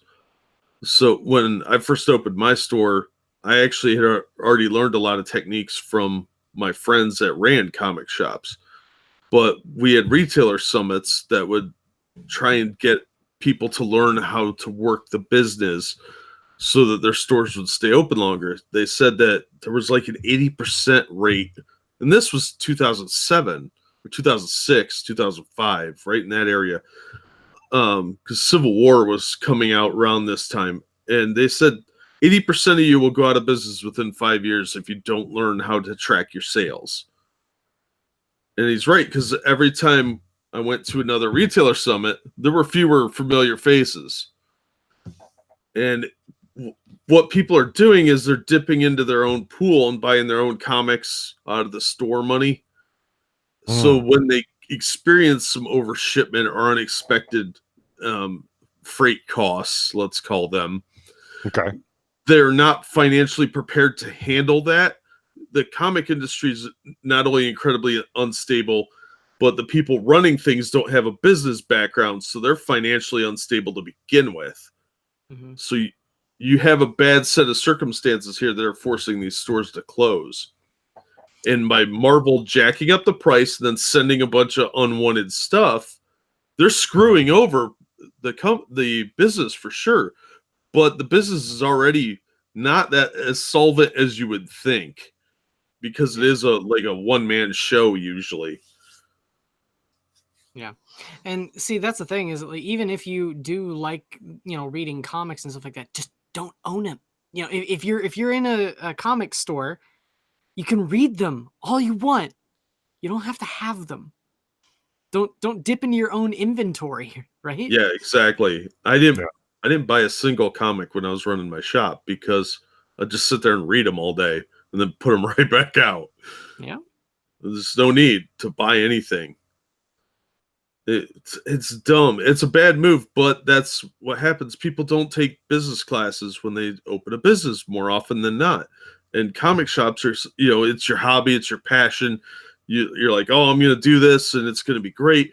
Well, you have to kind of have an idea of what you should be doing, what books are selling, what ones aren't. Not every store tracks what they're selling. So that's not very good when you go to order next month's books. Because you have to order 2 months out. So if you don't know that Green Lantern's been selling better this month, you don't know to order more of them. And that also goes in the other direction. You get all these free books and you're like, oh, this is great. I'm going to sell these. And no, what if you're not going to? Yeah. You're sitting with their dead product. Yeah. What if people don't buy them? And it takes up every inch of your store is space that you need to stock with stuff that's going to sell. If it's not selling, you've got to get rid of it for something that is, because you're paying for all that space. Right. Mm-hmm. And if the demand isn't there because the comics themselves aren't flying off the shelves, so you don't need to order them in that kind of amount. I mean, I'm sorry, there is unbelievable hype around comic characters, but no hype around buying comic books. It's like, well, because what can they expect? When you're buying into DC, you're buying into a shared fictional universe, and same thing, of course, with Marvel. One of the bad things about that is that if you like a given superhero team and you're seeing crossovers that where a different character will be in it, going and reading that other character's comic is not going to be good at this state, because just look at the series of comics that Marvel's publishing right now.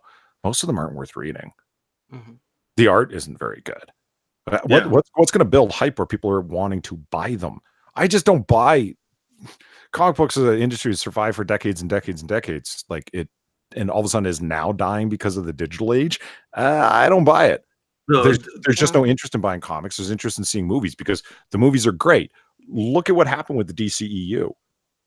There's no hype around it. They have to completely reorganize what they're doing because of BVS, because of Man of Steel. They produced a product when the hype for seeing superhero movies was the highest it's ever been, and you didn't produce a good product, so people are like, "Nah." Yep. Well, that's just it. They're doing everything wrong, and the prices are going up, and the quality is going down. Yes. That is not a successful business model. It never has been. And you send out all these retailer exclusives, oh, you order 25, you get the sketch cover or whatever. That game is gone. That doesn't work anymore. A lot of retailers have wised up. There's not as many whales to buy those anymore because you've pushed them out of the industry with your garbage product. Mm-hmm. That works when you have a successful business, not when you're flailing. And nobody wants to look at your crappy stick figures with a sketch cover. It's stupid. They're doing everything to milk the last penny out of the industry before it dies. That's how it looks. I will say this before we move on. Ramen Noodles says Mr. and Mrs. X last issue had Rogue going off to help Captain Marvel. It playing into what's going on in the MCU is a great idea, but look at the majority of the way that they've been handling it. Remember the cat covers? Because goose was going on in Captain Marvel? Like that's what you came up with? Cat variant covers? Are you fucking kidding me? There's no, and oh, we're going to relaunch Captain Marvel for what? The 9th time in 10 years? And the comic itself is ridiculous. Nothing happens in it. It's just people emotionally validating Carl Danvers or Carol, whatever. And pseudo you're right. kicking. No, you're right. The pseudo fetish is kicking in right. big, You're man. I'm absolutely fuzzy right. headed. And then she's interviewed, and it's like, you're great and everything, Carl. What awesome thing would you tell us about how awesome you are? I'm not kidding. That was legitimately what was going on. There's no setup of where the story is going to go in terms of this series, how it's different from previous series, who antagonists are going to be, maybe not a super villain, but just like even antagonism.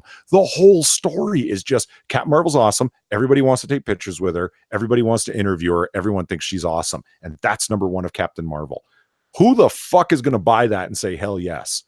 Where's the struggle? Where's the conflict? Where's the interest? One of my favorite bits is, recalling that filleting puff piece that I can't remember who, it doesn't matter, made about Gwenpool. So Gwenpool, the thing that can't stop, won't stop. Yeah. My response was, has stopped, did stop 5 times, make it stop, please. Yeah. Make the pain stop. And a third of the way through the article, big highlighted line. So what is it that makes Gwenpool so popular? What are you fucking talking about? Right? It's like, where? Gwenpool is popular? What?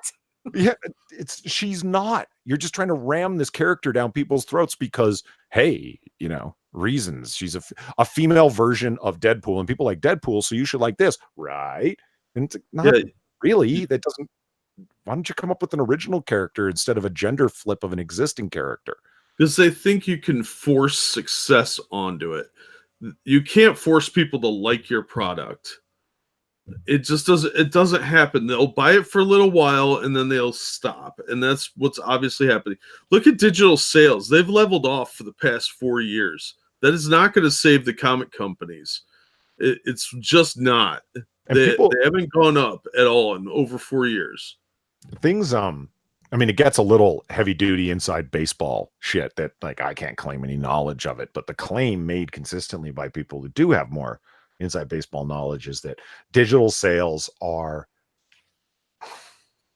it's tough to track, and you pretty much have to take their word on it that they're selling what they say they're selling.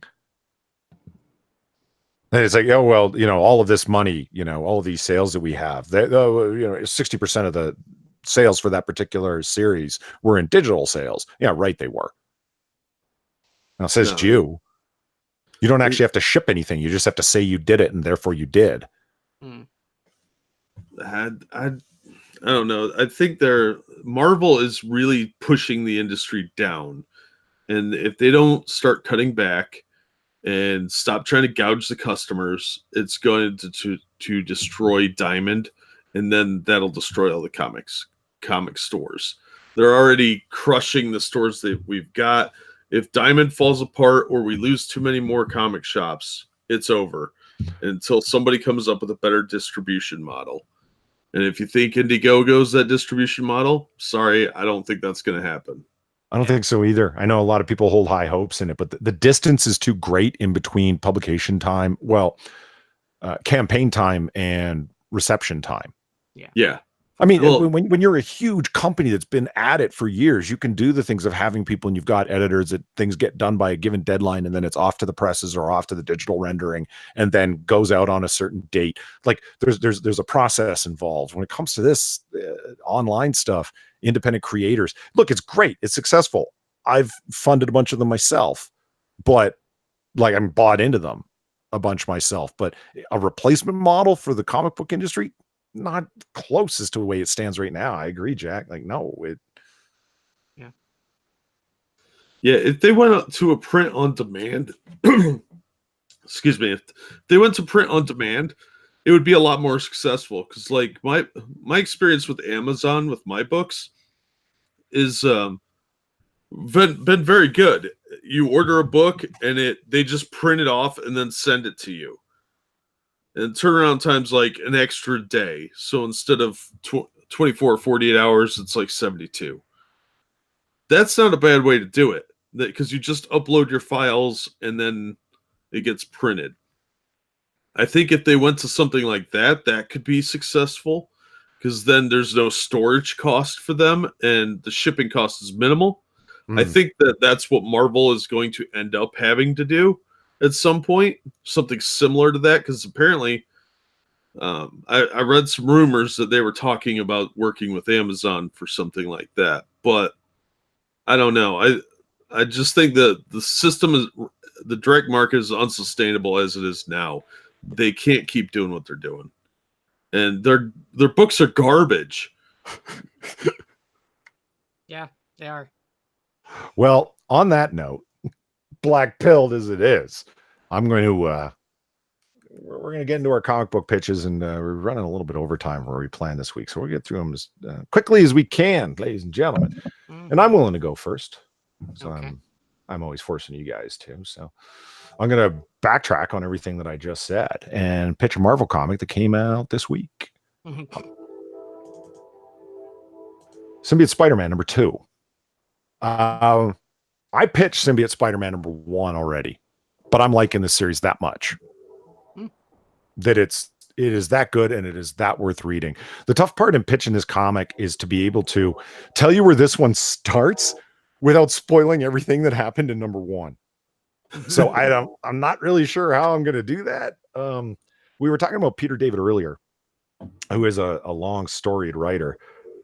He's been at it for a long time, and this is no exception. He's writing Symbiote Spider-Man. It's a limited run series, so it's not like something you have to buy into permanently, but it's absolutely worth reading because it's classic old school Spider-Man stories. And by old school, I don't mean he's in the 60s or whatever the fuck.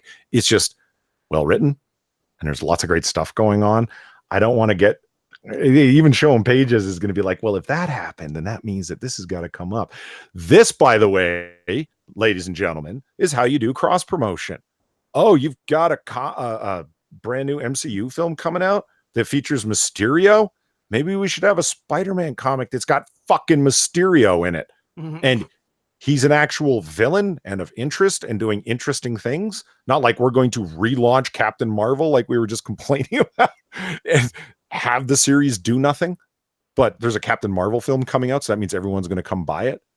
And it's like, well, why don't you try effective writing in those regards? It does give you a little bit of I mean, look at the art. Even the art's fun. It's dynamic. It's clearly digital, but whatevs. It does look good. Yeah. For those of you who don't know, is what I am going to pitch it on is the basis of the story. Spider-Man got his alien costume back in the day, but for the first little while that he was wearing it, he wasn't aware that it was an alien symbiote. He wasn't aware that it was alive and conscious and trying to take him over and stuff, or become permanently bonded to him. He thought that it was just an organic suit that obeyed his mental commands, and that was the beginning and end of it. He just thought it was a great thing that he had scored on an alien world during Secret Wars. That is the time period that this storyline takes place in. Peter Parker Spider-Man never dealt with Mysterio during that time. So Peter David's writing a period story from that time where he does fight Mysterio, like sort of like an untold Spider-Man story. This is a great idea, and I'm fucking loving every minute of it. It's like, look, remember we were talking about how comics don't have these anymore? Narration bubbles where it's from a third-person omniscient perspective? Well, there they are. It's partially Peter's thoughts, but also a narrator speaking, and the story goes down fantastically. It's even go back to an old Stanley soapbox. Look at that. How's that for throwback material, huh? One more page and things start to get ruined, so I don't want to do it. I would highly recommend reading this as buying it as they come out. It's available at Comixology if you want to do digital editions. It's going to be available at every local comic book shop because it's brand new. This one, number 2, just came out this week, so you can go back and buy number 1. It's one of the few comics that I would say is worth the going cover price that I've read in a while. Normally I wouldn't pitch 2 comics in the same series in a row, but fuck it, man. It's brand new Marvel and it's worth reading. What are the odds? Monkeys and typewriters, dude. Eventually they're going to get Shakespeare. Don't call Peter David a monkey. No, it's nice they dusted off Peter David to write a good comic book, but man, Marvel has such a bad track record. It's hard to trust them. But I agree, this is a good series. Yeah, it's just, is it great because it completely changes the orientation of Spider-Man and where he's going narratively or whatever? No, it's just a good fucking comic. Like, it's real basic in that way. You know what I mean? Good story, good opposition, struggle for the character. Fuck yeah. It made Spider-Man gay? I knew you were going to say as soon as I said orientation. And people say I'm black-pilled. Fuck. Anyway, that's my pitch. Symbiote Spider-Man #2, new this week. What do you guys got? I can go next. Let me get the damn buttons to work. Fucking buttons. I am pitching Cold Blood Samurai. Now, this is from Action Lab, which neither of you have probably ever heard of. No. They're very small press. They put out a book called Aberrant not long ago. And this one, I thought the premise sounded interesting. It sounded like your standard kind of samurai tale about a ronin who's a wandering. Well, I've got the first 2 issues. And you can't tell much from these covers, but I like the covers. I think they're pretty. Yeah. They look And I was like, doesn't tell me anything about it, though. So what do you expect this is about? If I said samurai tale, what do you think? You think feudal Japan, right? Well, this is right after the Americans, Commodore Perry did the bombard over the Japanese shores so that they were forced to open up trade. Mhm. And the shogun, there's one shogun who is rebelling against the emperor. Well, they aren't. This is like Wind in the Willows meets The Last Samurai. So, it's literally frogs or Japanese people, and there's a crab clan that are actual crabs. See, they have little swords. They're ninjas too, apparently. Yeah, but there's a Ronin who's wandering. He's an outsider. He's like a salamander or something, gecko maybe. And he's an outsider. So I think he's a salamander. He looks like he's gonna sell me car insurance, but still, I thought it could be cool. It turned out to be awesome. This book is great. It's not an action adventure. It's a samurai tale like Yojimbo. Yeah. Or Seven Samurai. And look at this art. This is beautiful. Now, what I've done is mixed up images from the first 2 books, so you get a better look at the art. But I really like this. I thought it was a lot of fun. It's very story driven, and it reads a lot like a samurai tale being narrated to you by some old Japanese guy. It looks a little bit like it's borrowing off of Usagi Yojimbo. Mm-hmm. Yeah, it was like, I don't know, classic samurai tales told through the narrative device of anthropomorphized animals. Seems a little, but I'm just clearly the art style is wildly different, though. I mean, yeah, it looks pretty cool though. I like it. Yeah, I thought Quiz would like it. I wasn't sure if Polly would be interested in this, but no, I absolutely I would. You caught my interest. I'm gonna say Usagi Yojimbo is one of Polly's favorite books. Yeah, I know, but it's a little different than that, but it's got kind of that same feel. So I was like, well, you guys would be kind of receptive to this, and I just really love some of these panels. Well, I mean, look at that. Yeah, I love that. The crab leaping to attack. That's great. Yeah, with a pole arm. I was like, oh man, it's very good visual storytelling. It's a fun story. It's a slow burn, but it's well worth the read. There's only 2 issues out. It's a little hard to track down right now. Most places are sold out of issue 2. I got lucky. I bought issue 2 before I got my copy of issue 1, actually. And I was really excited to get it because I bought it on kind of a whim because I ordered issue 1 and it hadn't come in by the time issue 2 came in. So I had to buy issue 2 off the newsstand. But It's $4 cover price for the first 2 issues. So really a fun book if you want something that's got like a long kind of lone wolf and cub kind of story. Right. Yeah. Who's publishing it? Action Lab Entertainment in association with Danger Zone. But Action Lab's a real tiny company that did a pretty successful book called Aberrant.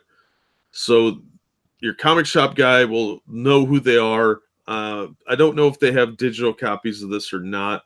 I didn't bother to look that up because I'm lazy. But it was a really fun book. I was really impressed with it, and I wanted you guys to check it out if you get a chance. Yeah, that was a good. It does seem like fun. I mean, holy shit! Yeah, I'm down. Yep. All right, quiz. What do you got for us this week? So I've talked about this comic before, but I've never pitched it. It's kind of a theme with me for some of these. Written by Tom Taylor, pencils by Jeremy Ropek, Axel Jimenez, and Mike S. Miller. Inks by Jeremy Rapek, Mark Deering, Mike S. Miller, cover by Jeremy Rapek and Tony Alvina. My pitch, and I wanted to read a couple of panels from it too, because it's good. It's good stuff. Is screen share. Injustice, Gods Among Us. Nice. So this is the story that takes place alongside the video game. The video game, for those that don't know, it's the story of 2 worlds within the DC universe, where several characters get pulled from like the main universe sort of thing in the multiverse into a dystopian other realm where Superman has made himself dictator of Earth.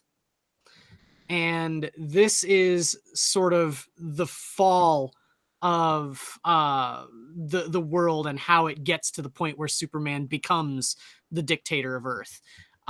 There's notably a few things that happen, like the Joker kidnaps, he gets kryptonite from Lex Luthor, I believe. Or no, he just gets kryptonite because Lex Luthor is completely different in this. He gets some kryptonite and he kidnaps Scarecrow and forces him to make fear toxin, and he laces it with kryptonite. Then he kidnaps Lois Lane and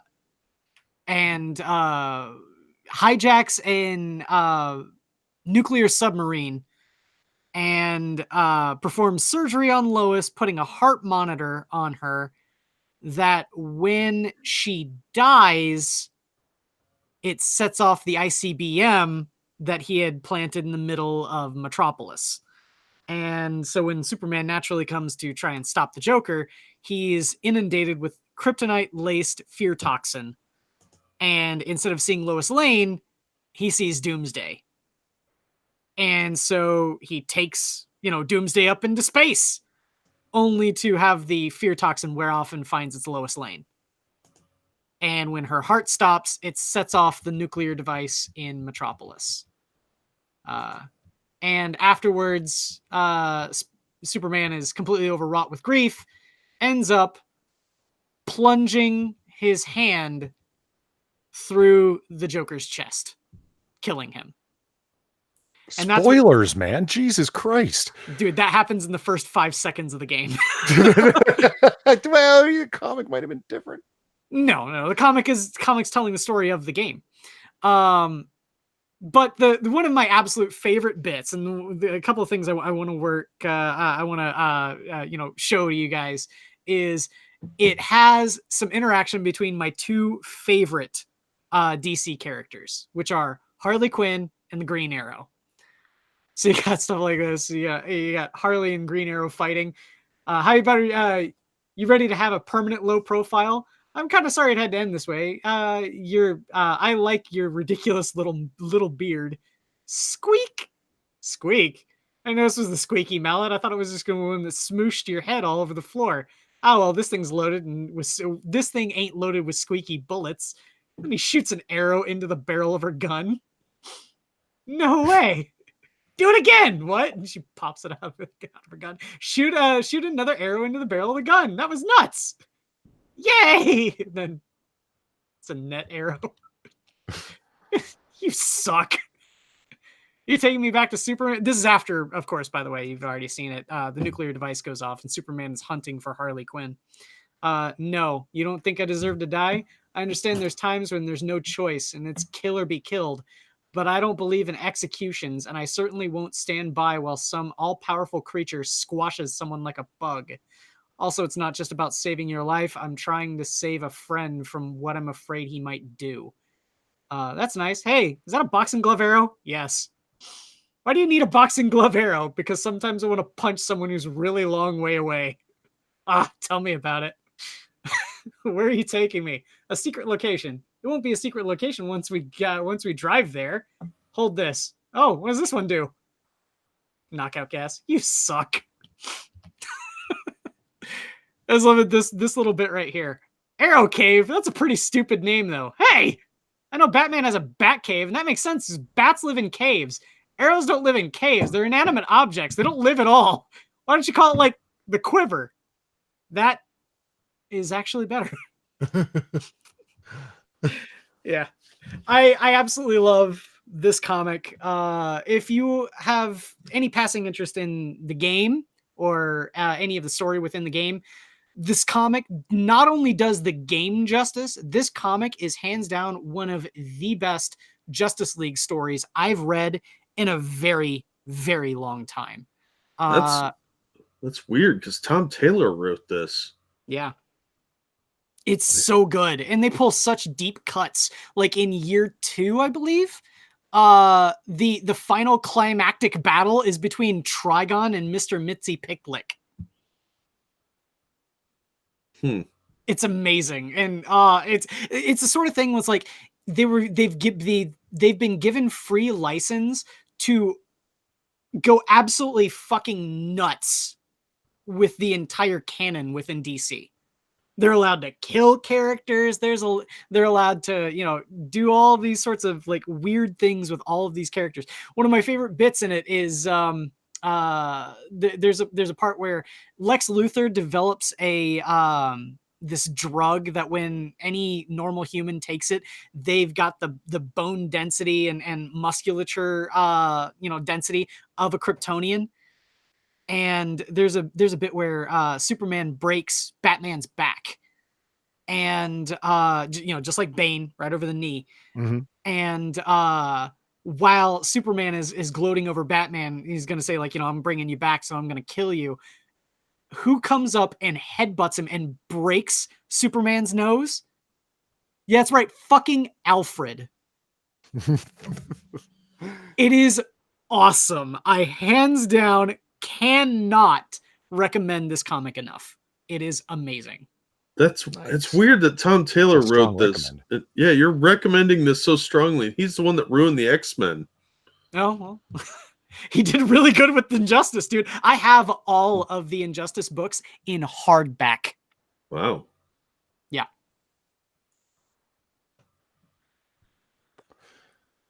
There it is. When somebody's willing to purchase something in hardback, that's putting their money where their mouth is, because they ain't cheap. Mm-hmm.